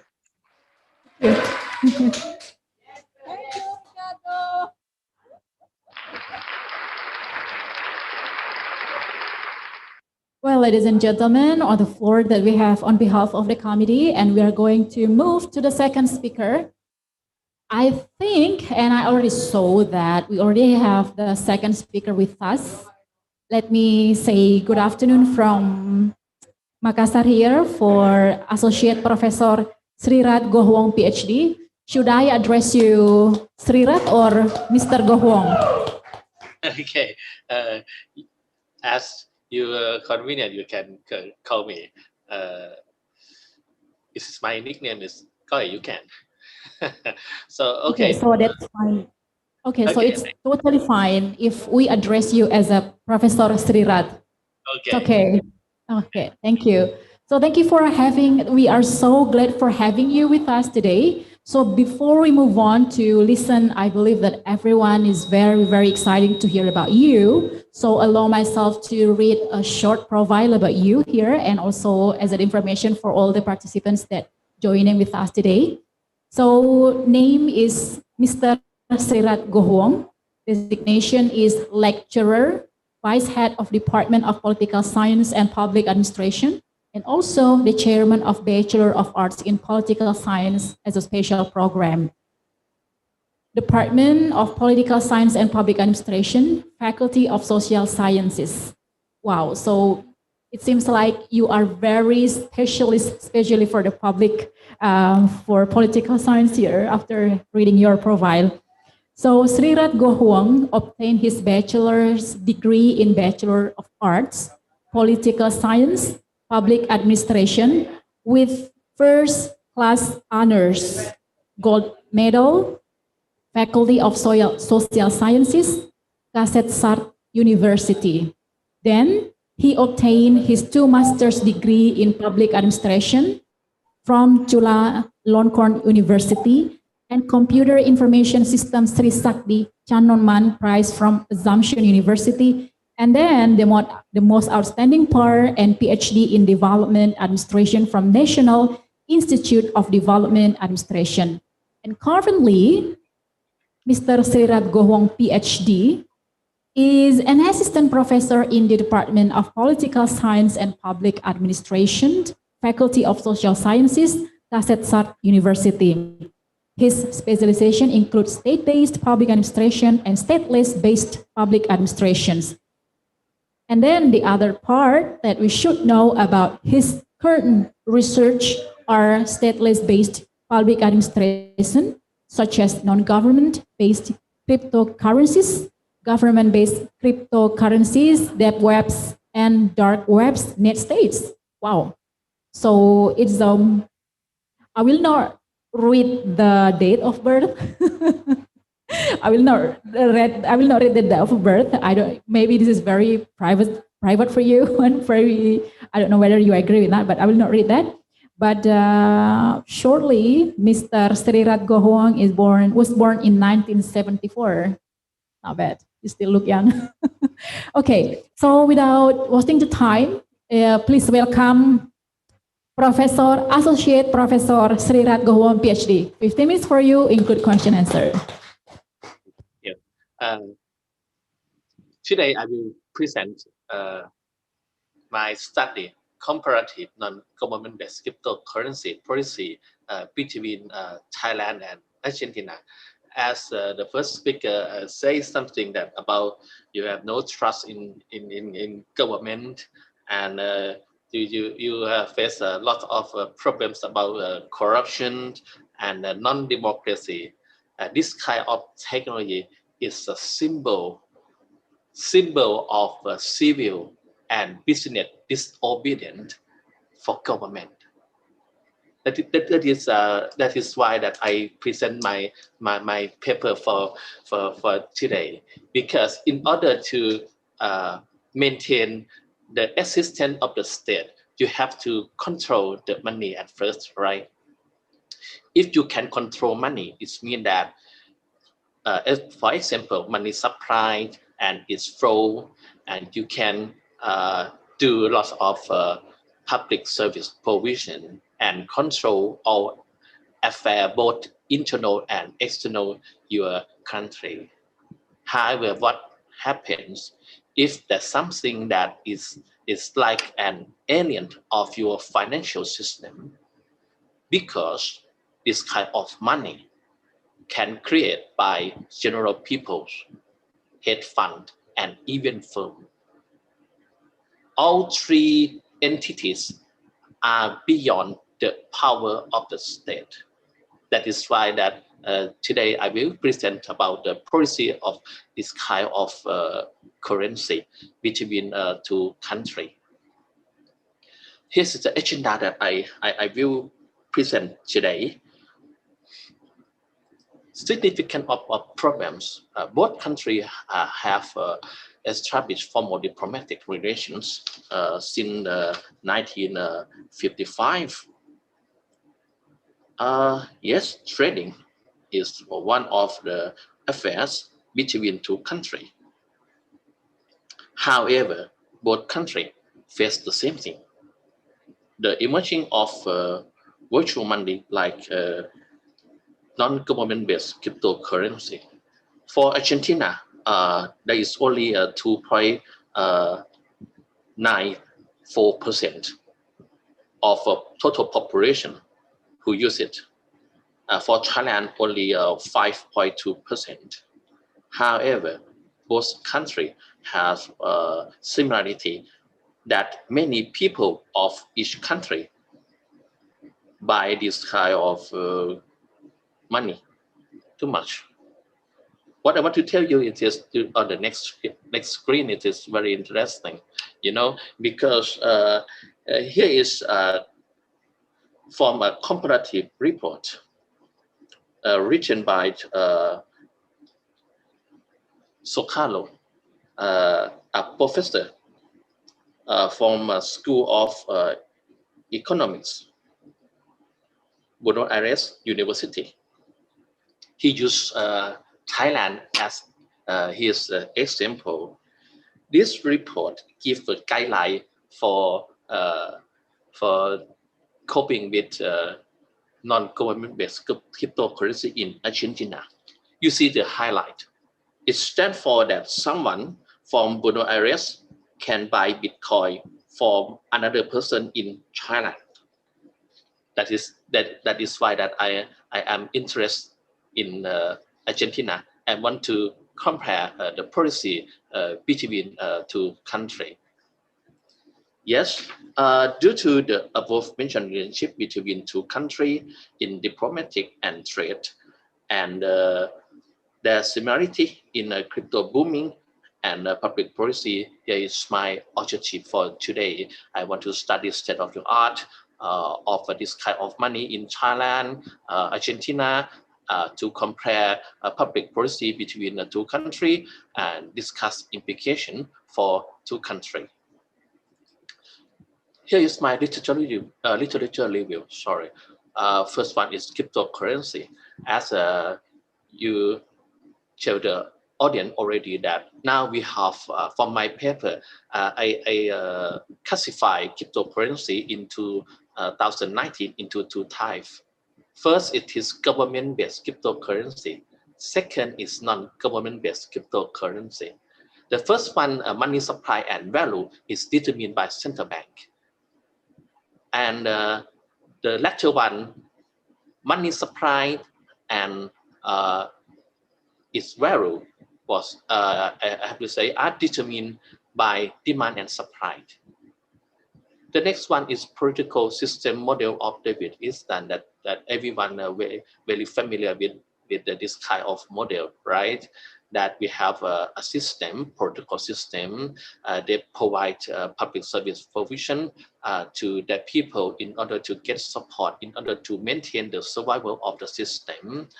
And this kind of model will apply here in Thailand and Argentina in this analysis. I will show you later. And public policy, as you know already, that it is the intention of action or inaction of government in public service provision. In this paper, I will use generic policy of Weimer and Winning 2011 in order to analyze in my paper, that is have 5 categories of correcting market and government failures. First, freeing, facilitating, and stimulating market. Second, using subsidy and taxes to alter incentive. Third, establishing rules. Fourth, supplying goods through non-market mechanism. And last, providing insurance and caution. What I want to tell you here, it is comparative public policy. comparative public policy is very interesting because we can learn a lot from case, especially outside our country. In this paper, I employed the framework from Heidenreich, Heglo, and Adam Choice, and dot policy instrument in order to compare Thailand and Argentina in 4 issue scope: policy instrument, distribution, and restraint and innovation. Methodology here, I use documentary research. Here is my finding. Non-government-based cryptocurrency in Thailand, Argentina, and comparison between them. For Thailand, non-government-based cryptocurrency, also known as private digital currency, given this title by Bank of Thailand. They are considered as a set of control potential threat because they are not, I have to say, in a large amount of people who use it, only approximately 5% of population. Thai government think that we can control it. So this kind of currency, I have to say, are not legal tender as valid payment for any monetary debt, according to the, you see on the screen that according to the circular letter of BOT in 2018 and BOT press release this year. The main reason from the government side is diffusion of money with a high volatility in price, difficulty in litigation, and liability and information security.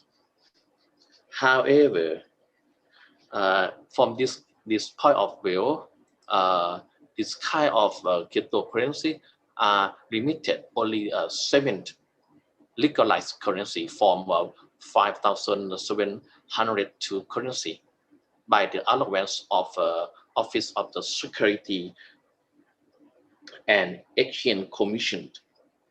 Now, the 7 are Bitcoin, Ethereum, Ripple, Bitcoin Cash, Litecoin, Stellar, and Ethereum Classic. Not only legalized, they use a set of law and regulation for supervising, in fact, limiting the use of this kind of currency that you see on the screen. For this one is for taxation. The next is the tax payment of this kind of currency that's based on capital gain and benefit, according to emergency decree on the amendment of the Revenue Code number 19, as I told you already, that we are token and crypto money are two subject for tax payments, and individual investor must pay tax at 15% withholding tax. It is the same as Argentina, but however for Thailand it is not a final tax, as you see on the screen.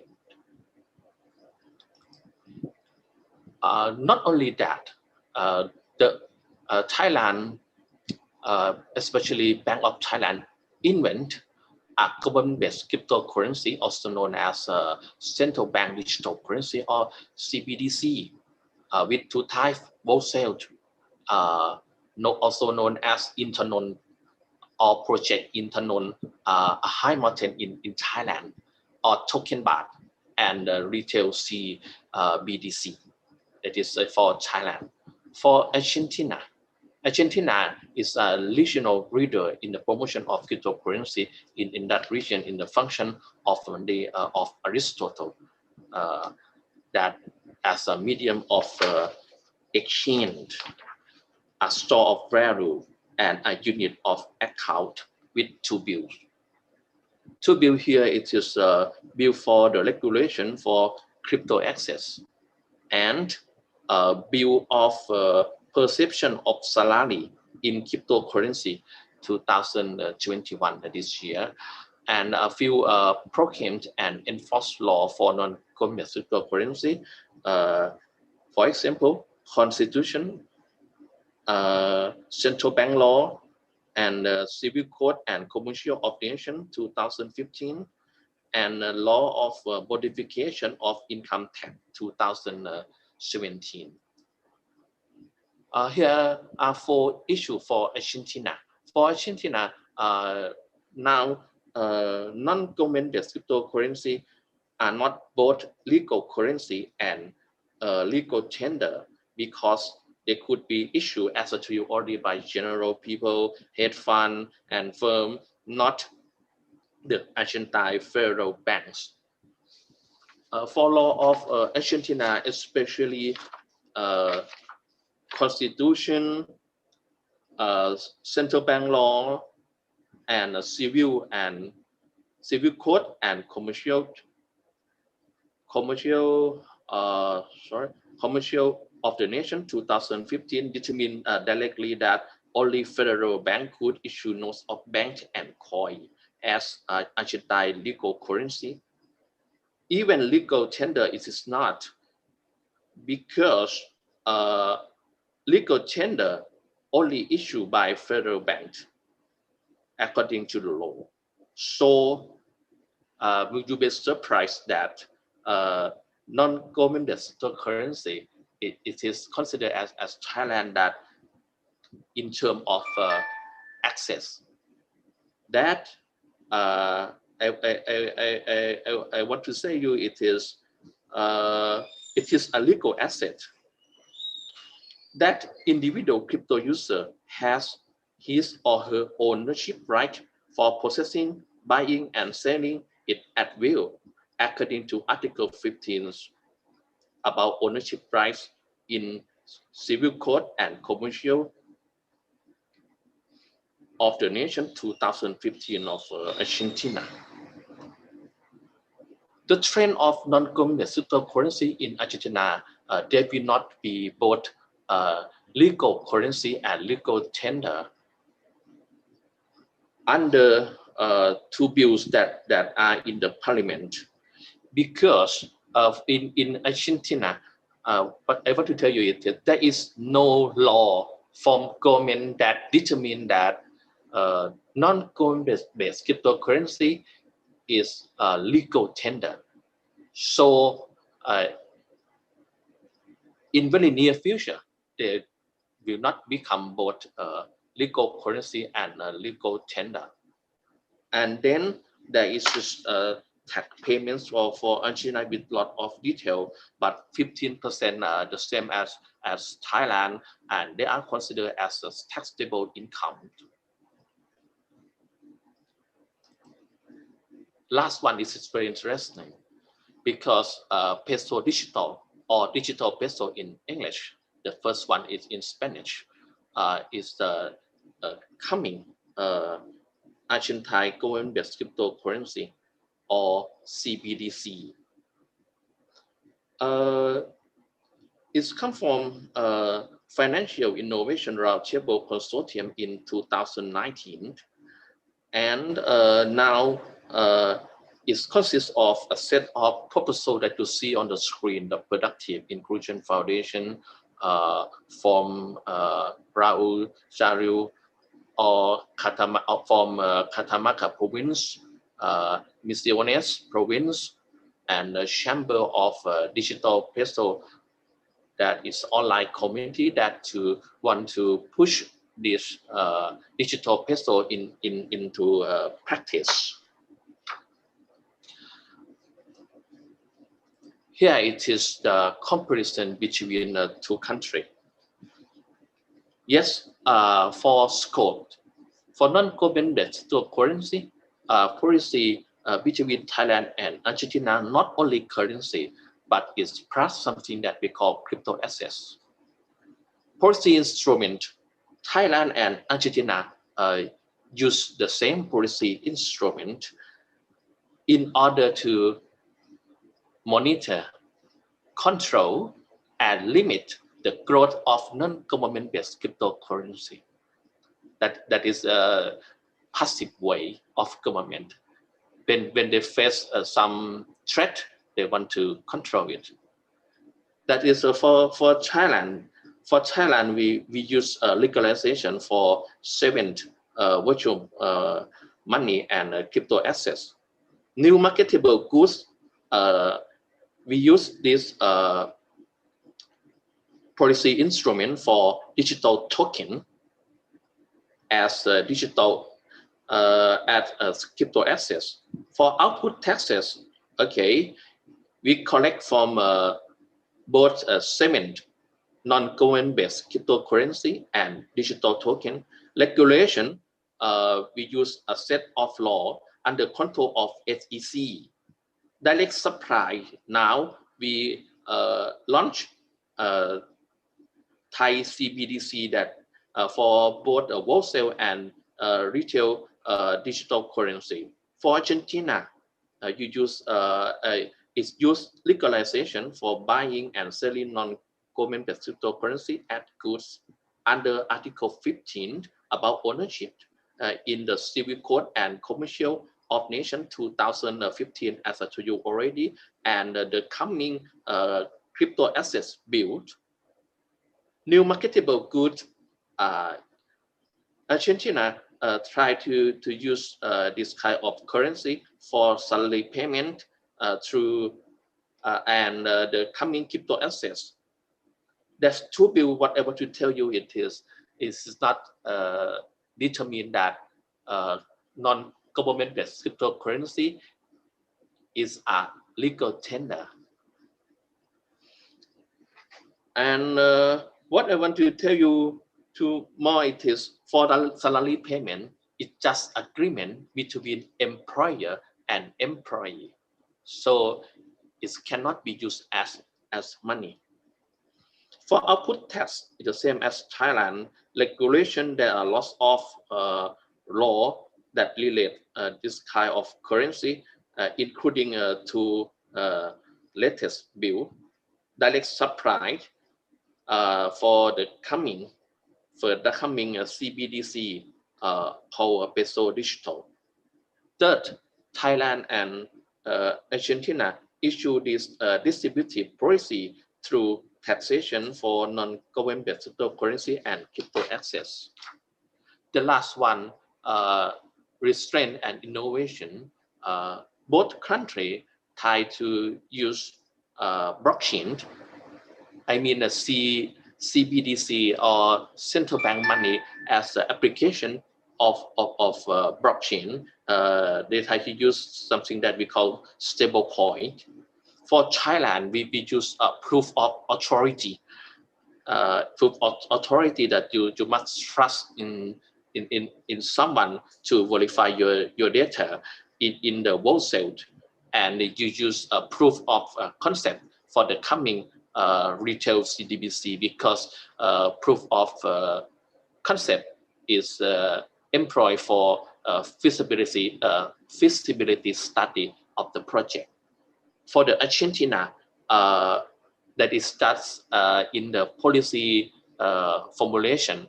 In fact, it is just in the state of agenda setting. So we know only that peso digital is coming, but we have no data about consensus technique. For example, maybe a proof of work, proof of stake, or proof of authority. We don't know.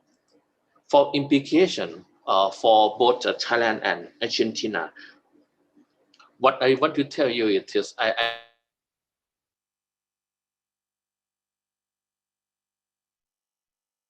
this kind of cryptocurrency is considered as aliens in financial system. They want to monitor, control, limit, and if it's possible, terminate. So they try to launch their innovative CBDC. in order to bring people back into the system under that control, though it is the material is not the same as the physical currency, the banknote, right, and coin, right, but for cryptocurrency like this, material is electromagnetics. It is not the same as the paper and metal like this. And here it is a conclusion here that Thailand and Argentina use a set of conventional policy instruments in order to limit, control, and monitor the aliens of financial system, and try to create their own blockchain-based money in order to control people and promote the survival of their political system. Thank you so much for your good attention. It is all of my presentation today. Any Thank you questions? so much. Thank you so much, Mr. Gohwong. So basically, I myself, probably as a representative for all the participants, we were like, okay, so this is a very great research when you have to conduct that on two countries and make comparison research for both.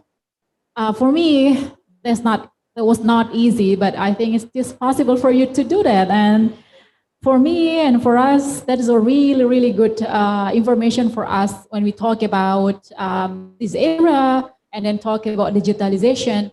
And now the new information come to us about cryptocurrency that, wow, it's overwhelming. So I'd like to invite probably any of the audience would like to give or raise question for Mr. Gohwong. So while waiting for the other audience to give a questions, actually, as the representative for this panel, I'm wondering actually that for cryptocurrency, for sure, it's not easy to apply that, especially in the country that, like, you know, in the Asia, for example, like what we have, Indonesia, Thailand, because it's also need a very safe and secure system in terms of cybercrime. So how do you see that for those both countries, try to put them in a very secure way in order to apply this cryptocurrency, especially for paying the tax, digital money? You know, it just sounds so complicated in terms of to put them in a very secure system. How do you see that? Yes, wait for me. I'm showing my article for this month about our concern in this conference. I am showing it. Okay. Yes, it is.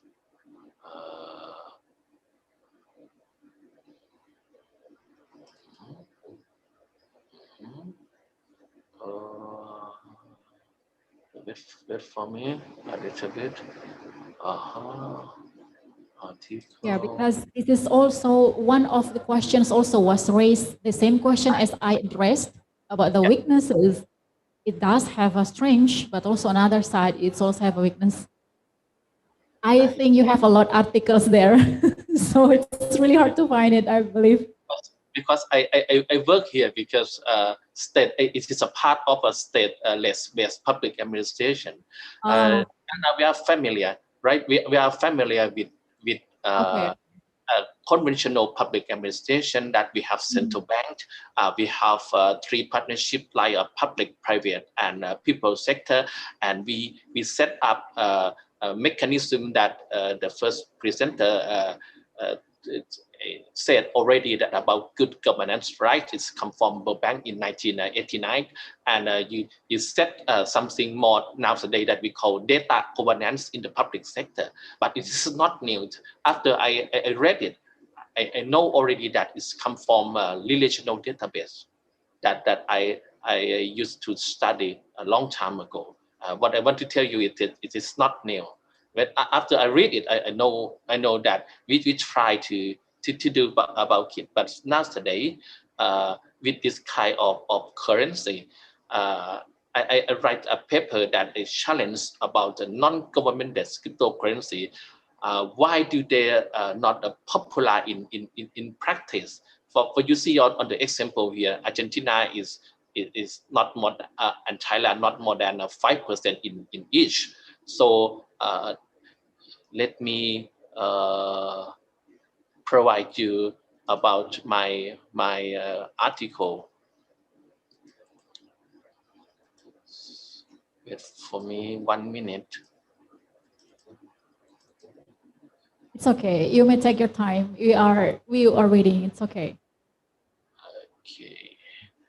Okay, sure. Okay, because I want to share you on the screen. Yes. So the audience, while we are waiting for Mr. Professor Srirat Gowong to present another article that wants to answer these questions. So as you see that on chat column, there were 3 questions there that were actually the same question that I just addressed. So these questions, hopefully, already the representative from the 3 questions just addressed now. It's my paper Okay. about the major challenge of non-government-based cryptocurrency and their implication for Thailand. Would you mind to give the highlight of this research? Yes, please. Yes. Wait for me. Yes. Okay. Here, what I want to tell you it is now, as I told you already that yes, now we have public administration like this. It is the comprehensive public administration now today. We have 2 halves. The first half, the white one that we are familiar with, that I told you already, that public sector, private sector, people sector, good governance and data governance. And the next one, it is the blue one, it is the beyond the power of the state. It is coined by me as the state-based public administration with deep and dark web, non-government-based cryptocurrency and public organization. And the state is a combination of the both. But now we are talking about only non-government-based cryptocurrency. Non-government-based cryptocurrency face lots of problems in the following year. It's about diffusion of money, low bargaining power of crypto market, difficulty in litigation and liability and information security, as you told already. For this diffusion of money, about its volatility, the price is up and down too much, so it is not good for payment, right? For example, you know, here for 10,000 Bitcoin in 2010, in that time is equal to 74 US dollar. But nowadays, more than 300 million US dollar. So, do you use Bitcoin for daily payment? Not, right? If I buy Bitcoin in that day, today, I'm a billionaire, right? Already. I do not work anymore. For this one, low bargaining power of crypto market. Crypto market is not the same as the stock market, because stock market show the growth of economy of the country, right? So government support their stock market in every way. However, crypto market is just a company, so we cannot compare bargaining power between stock market and crypto market. Difficulty in litigation and liability. If you have problem with cryptocurrency, a non-government-based cryptocurrency like Bitcoin, Ethereum, you know, the first thing you have to do at first, you have to find it where its server located. Because cryptocurrency is different from fiat currency that you use in your daily life. Because fiat currency or government-backed money like Thai baht or euro or whatever, it means that you have money with yourself, right? At least in your account, bank account. However, for cryptocurrency, it's so different. The money is in the server of provider or the company that create this kinds of money for you.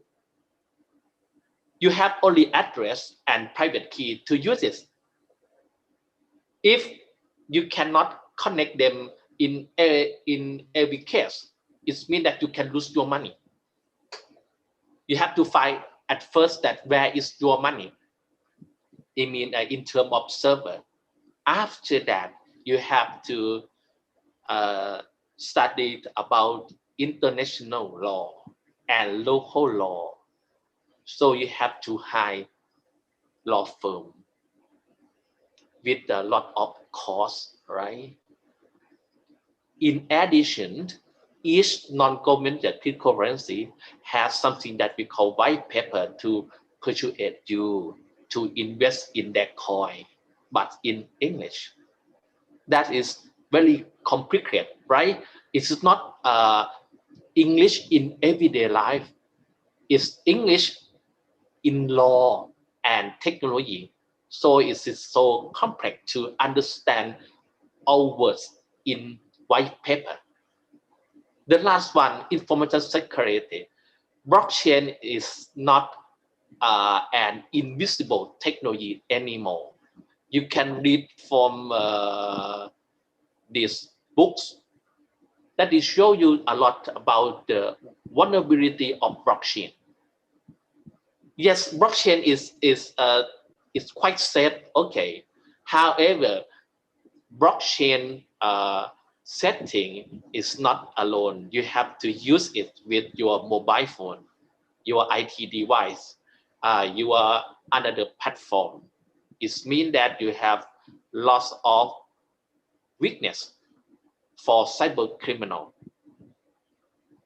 So what I want to tell you that is why that for Thailand we have only 5.2%, and according to the figure here, for people around the globe, less than 5%. However, it's just a symbol. It shows government that you have potential. We can't create money by ourselves. We can transfer money for anything. What most people misunderstand about cryptocurrency, that it is only one type of coin. No, it is in general, cryptocurrency is a public-based cryptocurrency like Bitcoin, Ethereum Classic, and you know about the transaction. You can find about people who use it via private key, and when you convert cryptocurrency in local money, yes, you can find the user.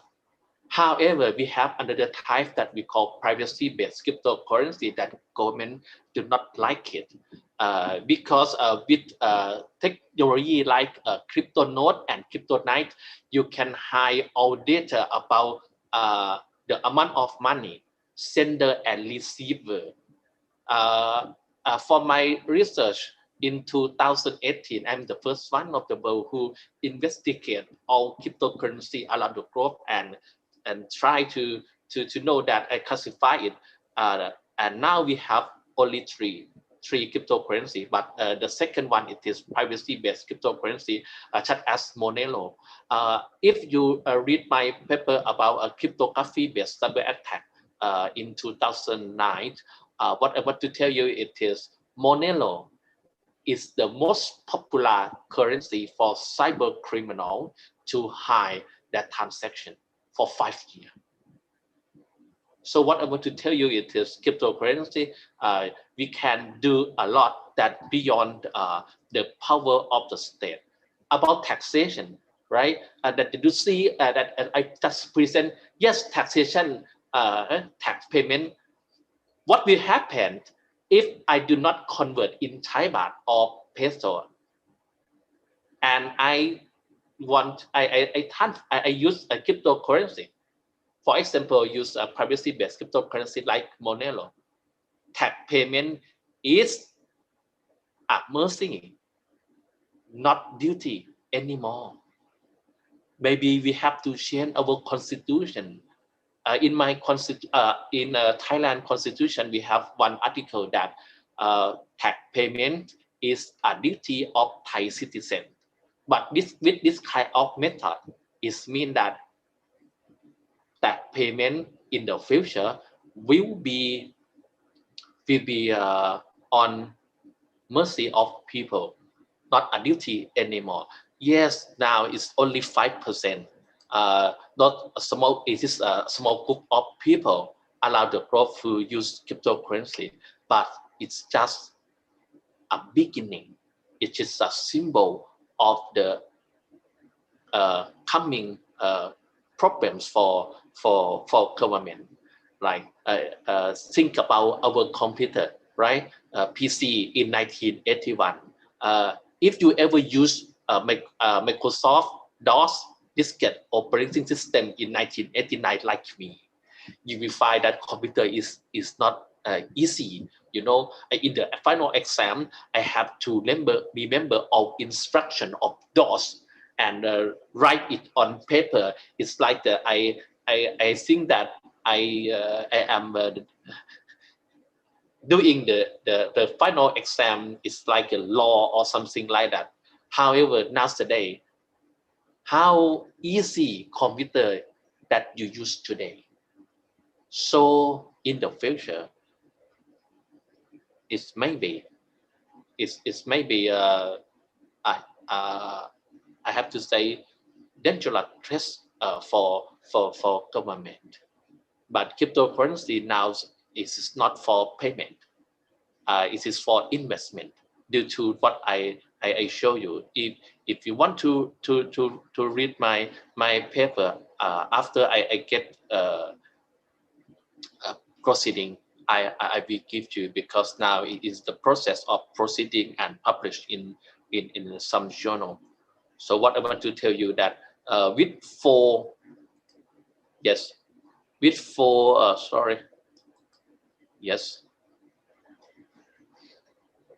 bullet here. So cryptocurrency is not popular for people around the world, but it's a symbol of civil and business disobedience. You know, we have business disobedience. Business disobey local law. When you create your own money, it means that you are violate local law, right? It means that you want to I have to say do something that beyond the sovereignty of the state. Because when we discuss about cryptocurrency, especially non-government-based cryptocurrency, it is considered as an alien for financial market, for government. Government want to control it. If you read David Easton model, you will see that in order to maintain the survival of the system called equilibrium, political backbone will do everything in order to survive. It is the same that for Thailand and Argentina, we use a set of law and we use a security commission for Thailand, SEC, for Argentina, CNV, to control stock and crypto assets and this kind of money.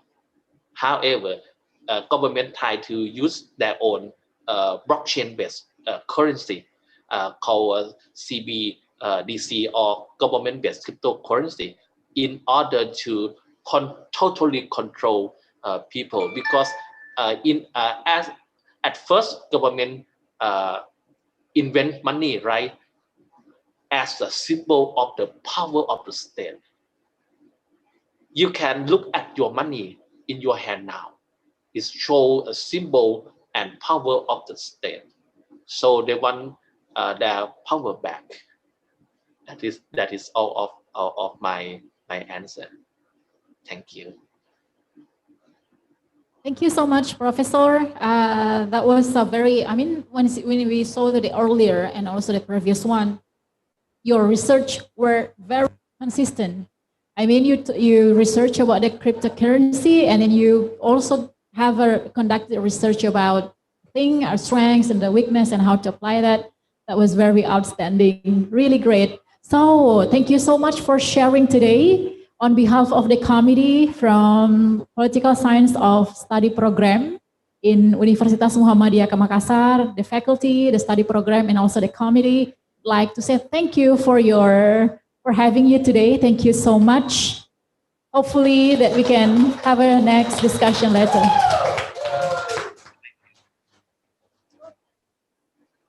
Thank you. Thank you so much, Professor. You want to say something? Thank you. It's my honor to be here. Thank you for inviting me. Thank you. Thank you. Okay, so ladies and gentlemen, we still have one more speaker that I believe that after all the two gentlemen, we have now Wonder Woman in the middle of those two earlier speakers. And please welcome the third speaker, Ibu Dr. Nurianti Mustari, SIP, MSc.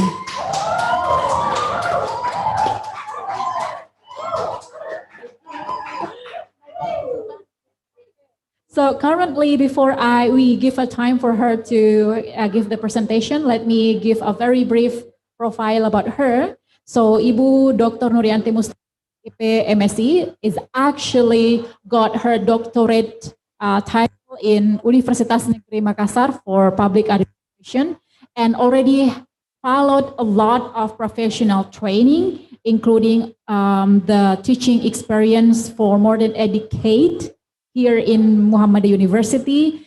And she is also the author and co-author for a few books. And I believe that when write a book, she is also a great researcher, and already attended a lot of conference, workshop, symposium, and workshop to present her scientific results and scientific research.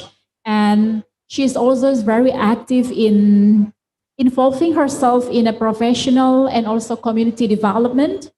And right now she is a lecturer and also the head of study program from 2018 to 2022. So on behalf of the committee, we would like to invite Ibu Dr. Nurianti Mustari, SIP, MSc. Time is yours. Thank you for this opportunity. Well, in this opportunity, I would like to present my paper entitled Local Government Crisis Management in Response to COVID-19, Case Study of South Sulawesi, Indonesia. Next. Background of the research. The extraordinary risks and very rapid transmission of COVID-19 led to the implementation of more strategic measures by the government in controlling and monitoring public health, according to Harapan et al. 2020. While, according to Waji et al. 2020, the government's role is urgently needed to protect, guarantee, and provide appropriate solution in dealing with public health problems related to the spread of the virus.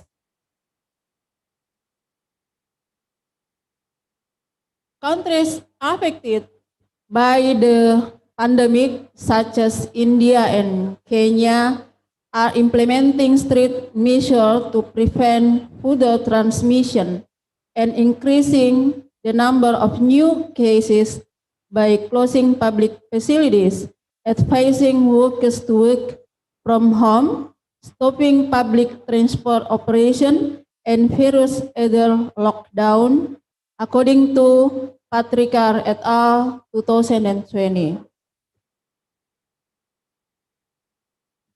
There is no shortcut in handling the pandemic, so local government must ensure that the people adapt to the policies implemented by the central government, according to Longani et al. 2020.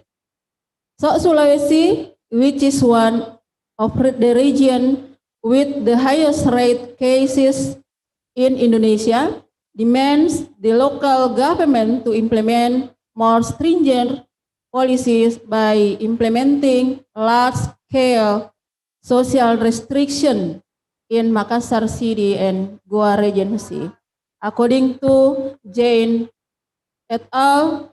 2020. However, adaptive management policies are faced with two uncertain choices, namely the local system and the regional system, according to Hong and Lee 2018. Therefore, Pitria 2019 proposed a scientific management approach. South Sulawesi, which is one of the area affected by the pandemic, has taken steps to implement large-scale social restriction in the two cities. The first was held in Makassar on 24 April 2020, followed by the Goa Regency PSBB on 4 May 2020. Therefore, they adequately manage the spread of the virus. The local government needs to carry out crisis management in South Sulawesi.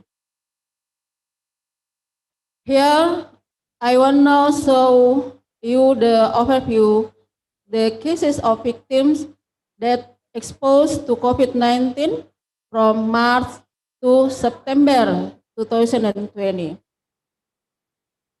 First case of South Sulawesi, March 19, 2020, 2 positive. Middle August, most cure cases, at least 500 patients per day. July 7, change record positive case, 218 cases per day. August, South Sulawesi become a province which has highest case fall in Indonesia. September 2020, cure rate COVID in South Sulawesi higher than average recovery. As of September 3, positive 12,244, die 367, recovery 9,429.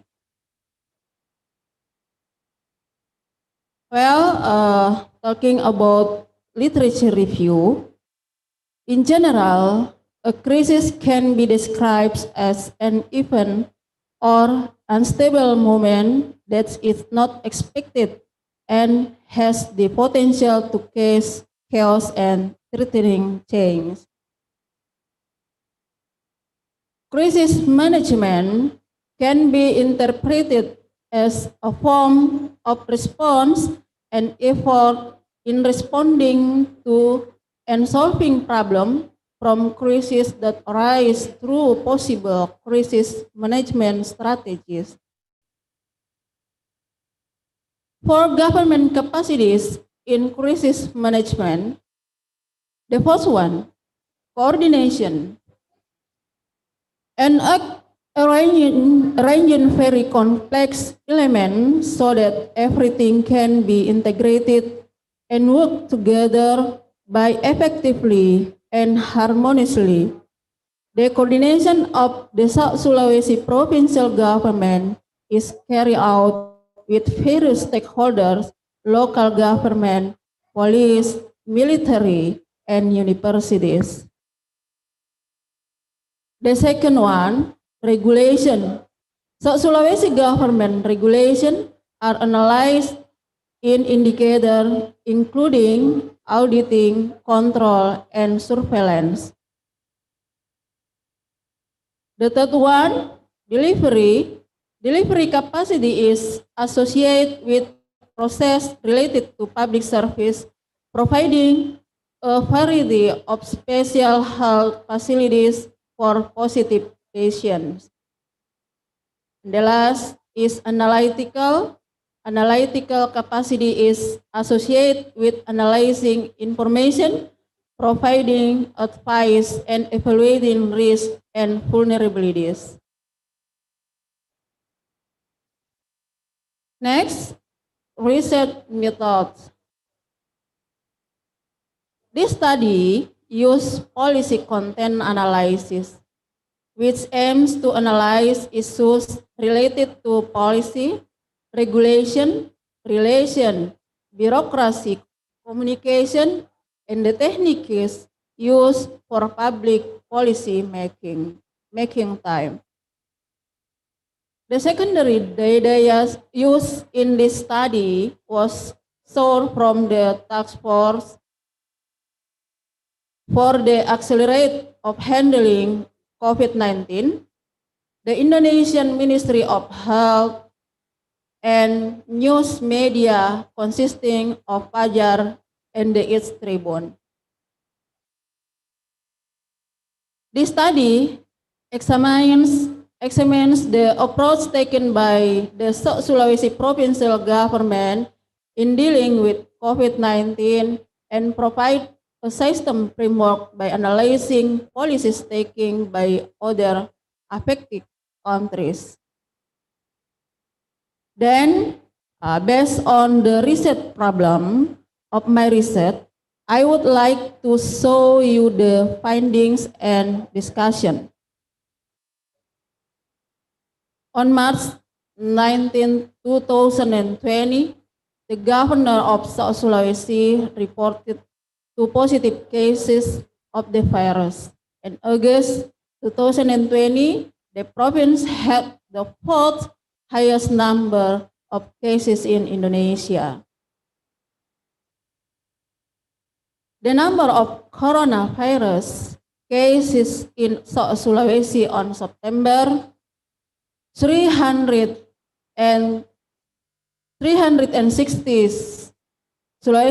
The number of coronavirus cases in South Sulawesi on September 3, 2020 was 12,244 cases with 367 deaths and 9,429 recovery.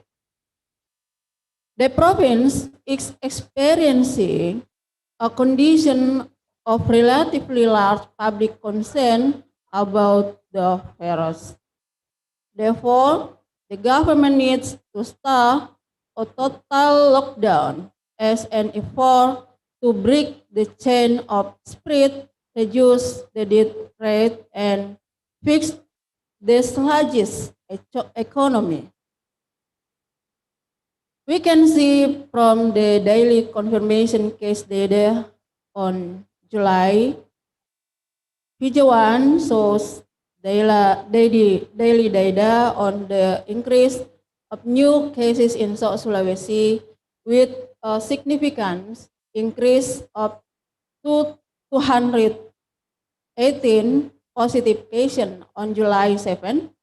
After entering mid-August, the chart finally sloped with a tremendous increase in the health status of recovery patients at the end of July. Then let's see the number of positive cases in South Sulawesi. Data obtained in PSAKU shows that by early September, the number of positive cases in South Sulawesi was 12,244 people, with tremendous increase in the number of recovery patients by 9,499.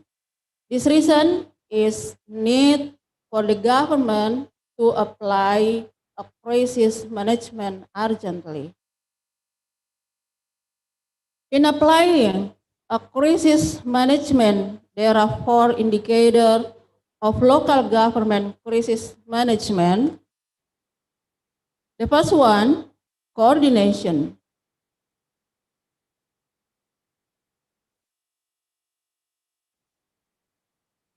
The graph above shows that the local government is the dominant actor in coordinating the handling of COVID-19 in South Sulawesi with a proportion of 47%, followed by NGOs with 19%. Furthermore, the police and military are always present in saving community discipline toward health protocol. The last factor is the university, comprising of the academic that provide a lot of human resources to meet the medical staff. The coordination capacity is the research in the diverse communication and collective action group. In coordination consists of 3 sub-indicators. First, stakeholder collaboration. In this collaboration involves several stakeholders, including university, army, police, NGO, and local government. From the metadata that has been analyzed through NPPO, it can be seen that in the collaboration process, the most dominant actor is the regional government, with a percentage of 39%. The NGO followed with a diversity rate of 18 due to its collaboration with Kala Group companies. Other groups such as police, military, and universities are 17%, 13%, and 30% respectively, with the frequent involvement of the police and military in providing health protocol counseling to the public.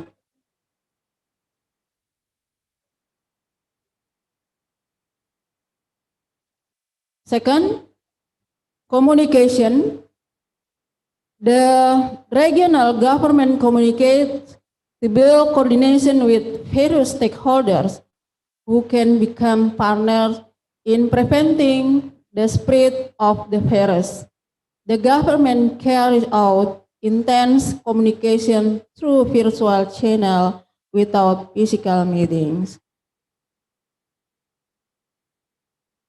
Let's see the feature of communication analysis coordination.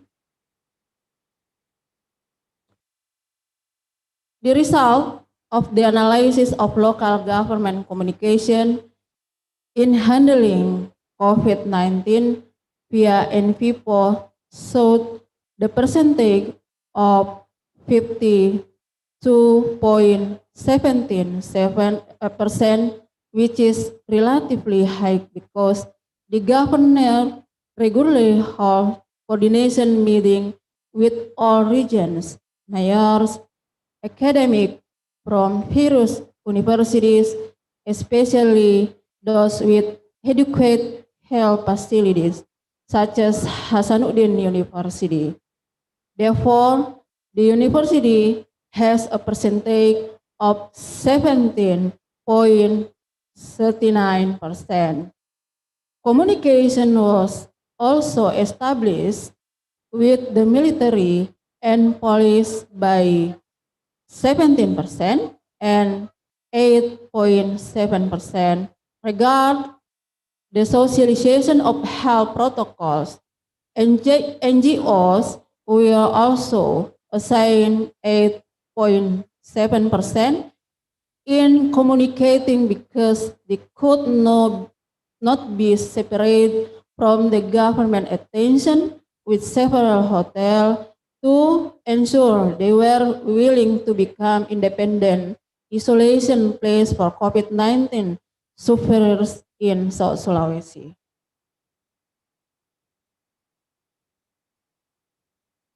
Third, collective action. Collective action encourages the government through the collaborative efforts of several parties in handling COVID-19. Therefore, the South Sulawesi provincial government has succeeded in cooperating with various stakeholders to take collective action in handling the COVID-19 crisis. I will show you the picture of collective action analysis for coordination of university, police, NGO, local government, and army. Collective action to handle the crisis in Sulawesi was determined from the COVID-19 carried out in collaboration with various groups.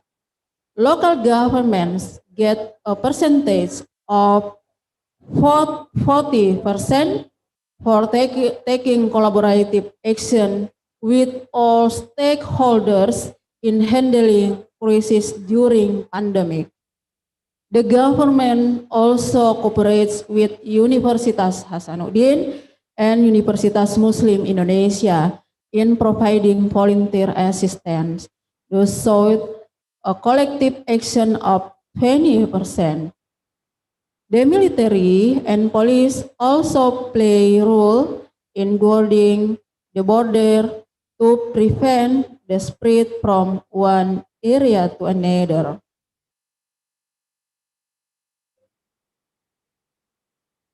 The second indicator of local government crisis management is regulation. Government regulation in South Sulawesi are analyzed with indicators including audit, control, and surveillance. This is the figure of South Sulawesi regulatory analysis. The policy issued by the South Sulawesi provincial government after being reviewed through NVIPO found that the highest point produced by the regulation were controlled with a percentage of 56.79% in the control aspect.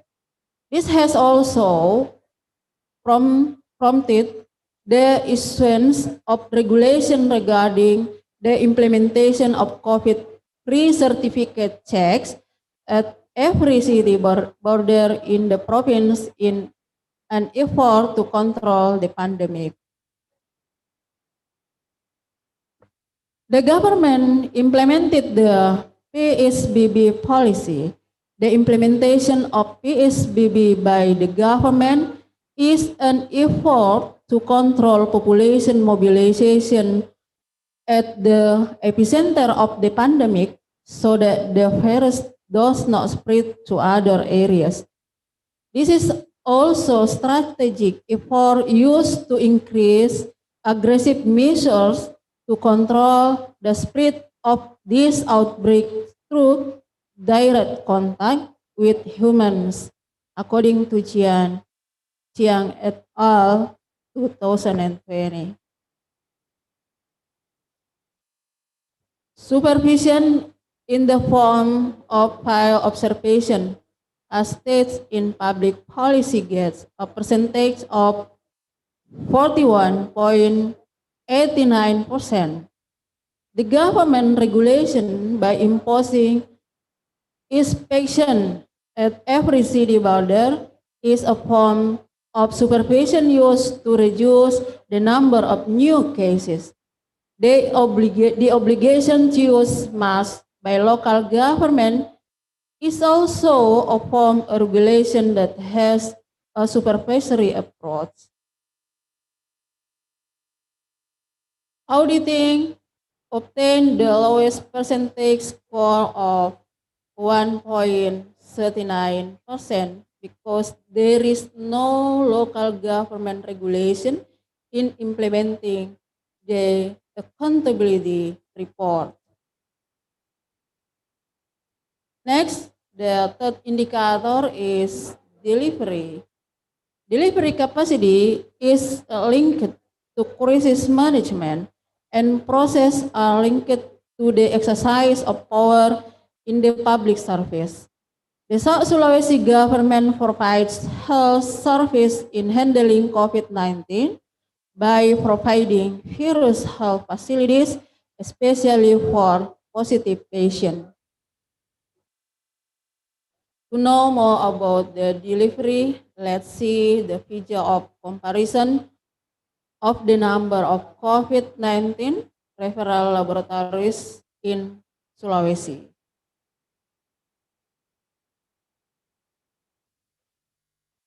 So Sulawesi is the province with the highest number of COVID-19 special laboratories.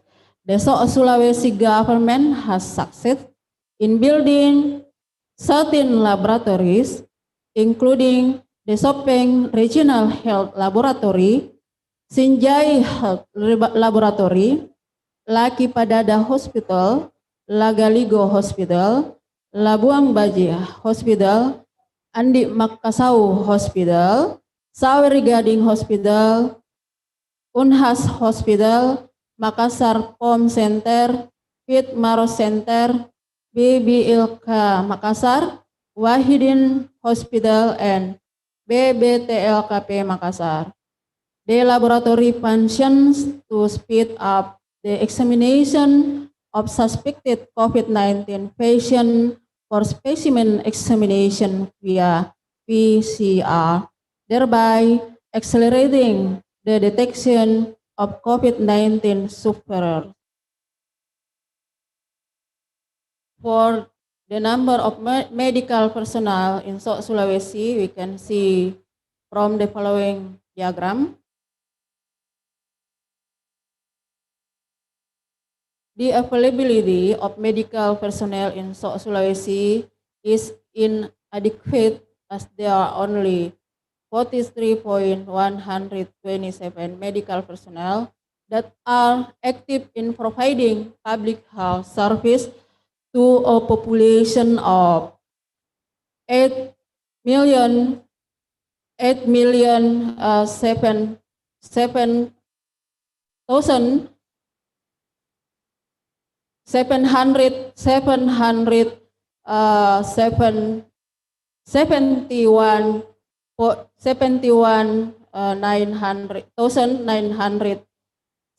people. Therefore, the local government need to continue adding more medical personnel, especially in handling COVID-19, as carried out by the Australian government.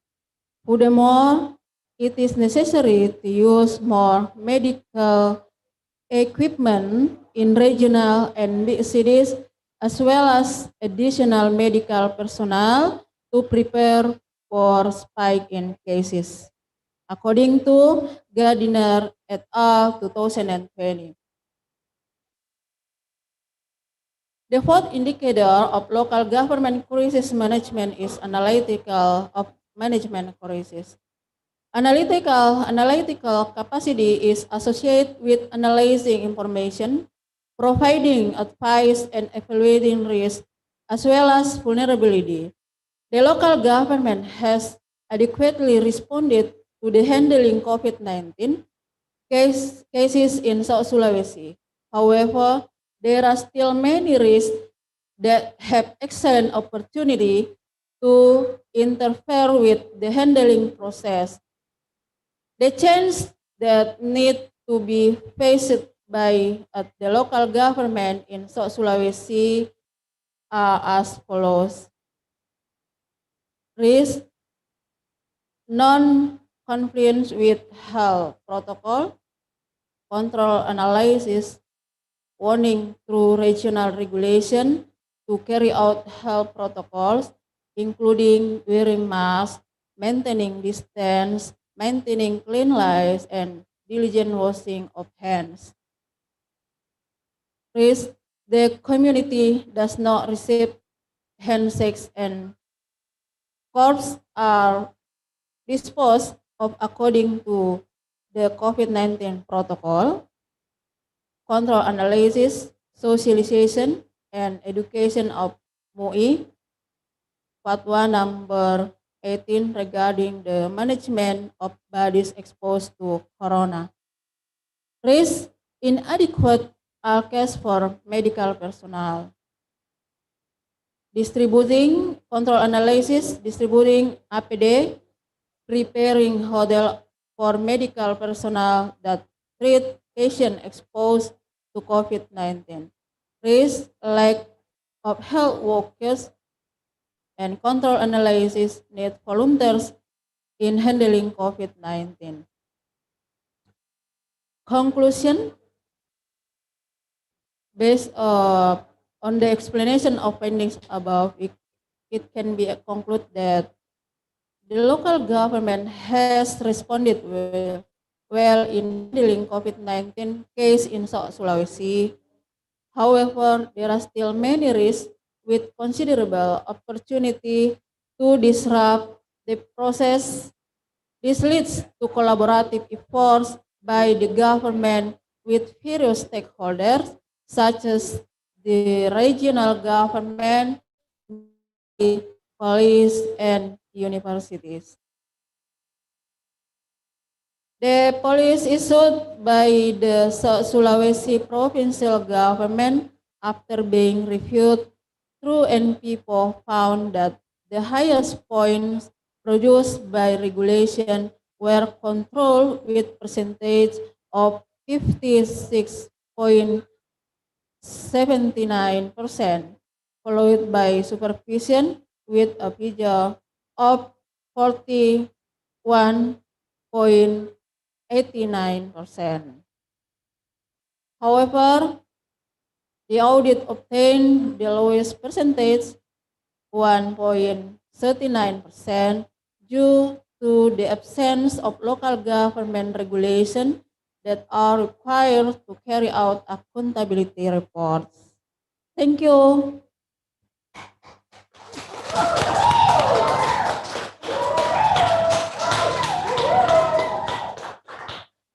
Actually, I don't know why they clap hand. Maybe because the presentation ended, or maybe the presentation was exciting. I don't know. But for all, clap hand for her again, please. Well, before we give a session question and answer, we can see that on your screen right now. You can see that the number of the participants is getting high. Now we have 108 participants on the screen. It's getting increased. So, do we have question or no?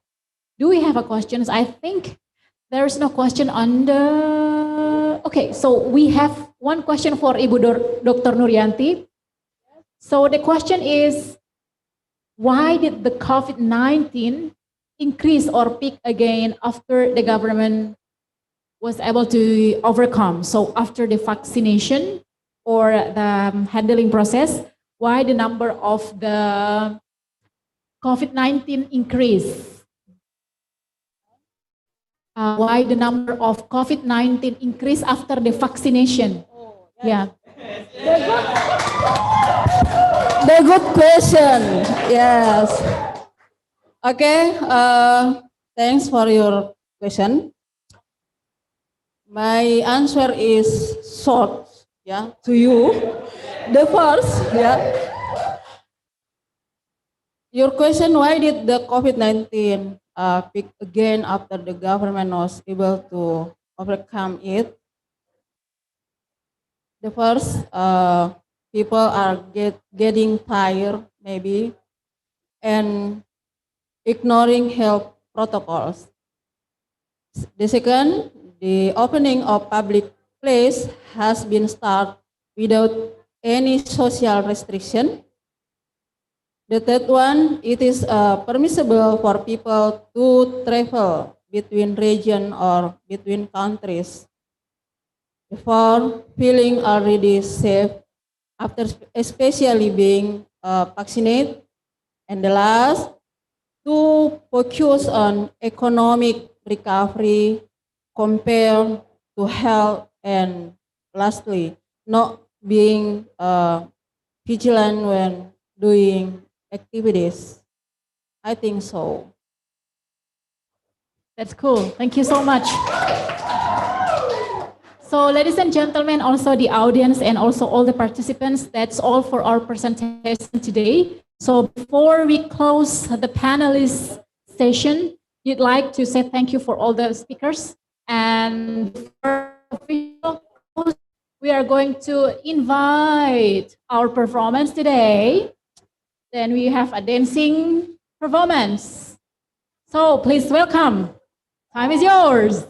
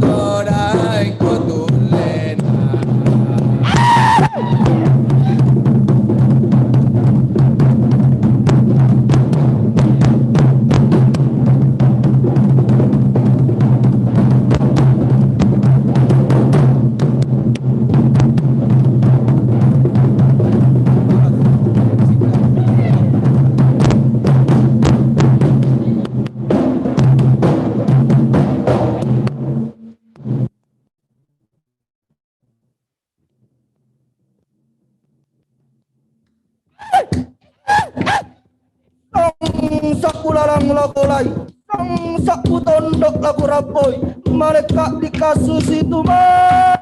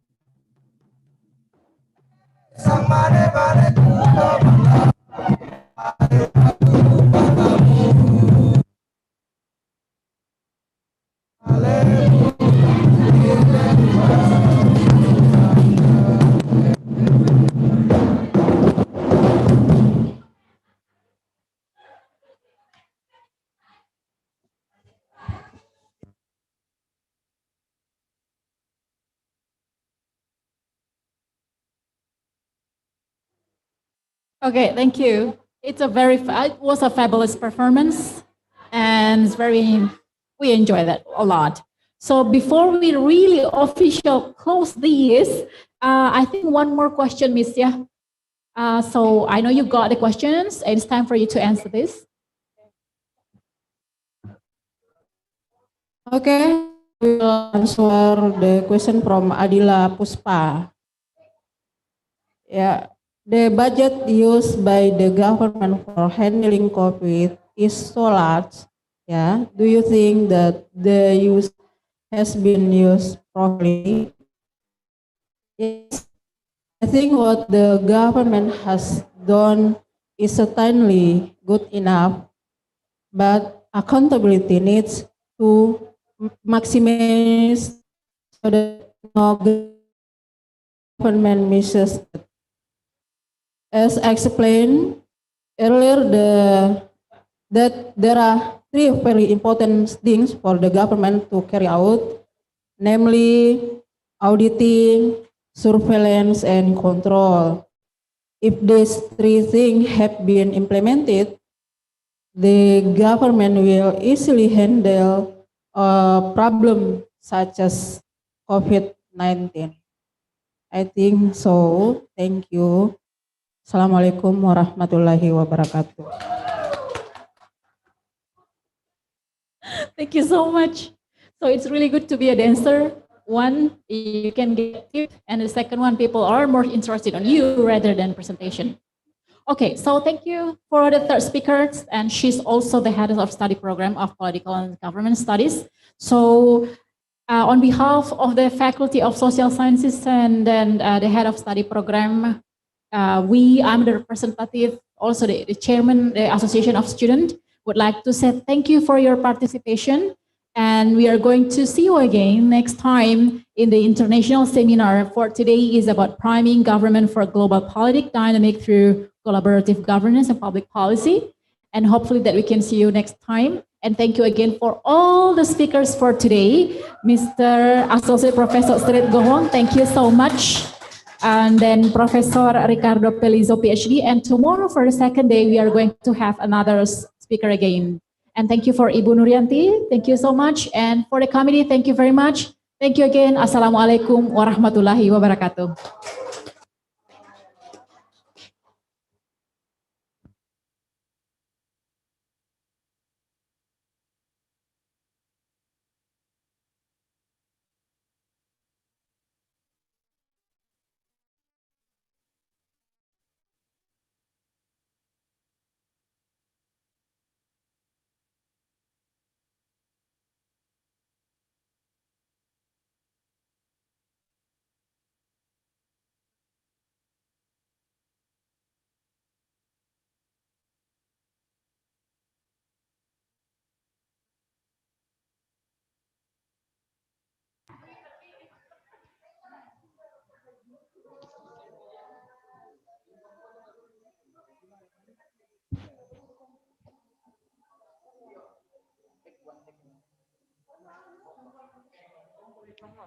Hello, participant and presenter. Thank you for your coming.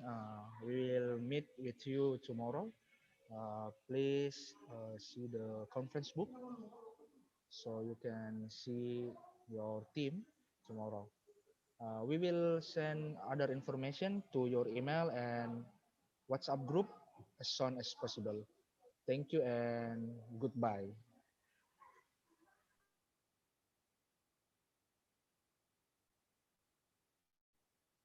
Thank you, Prof. Sirirat. Ya, adik-adik sekalian, para peserta, bisa meninggalkan room ini. Insya Allah kita akan bertemu besok. Apa?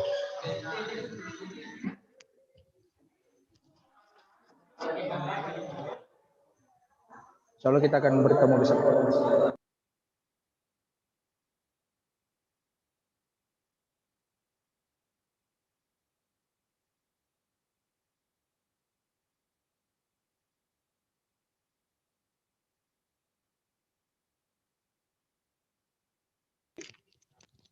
Para peserta,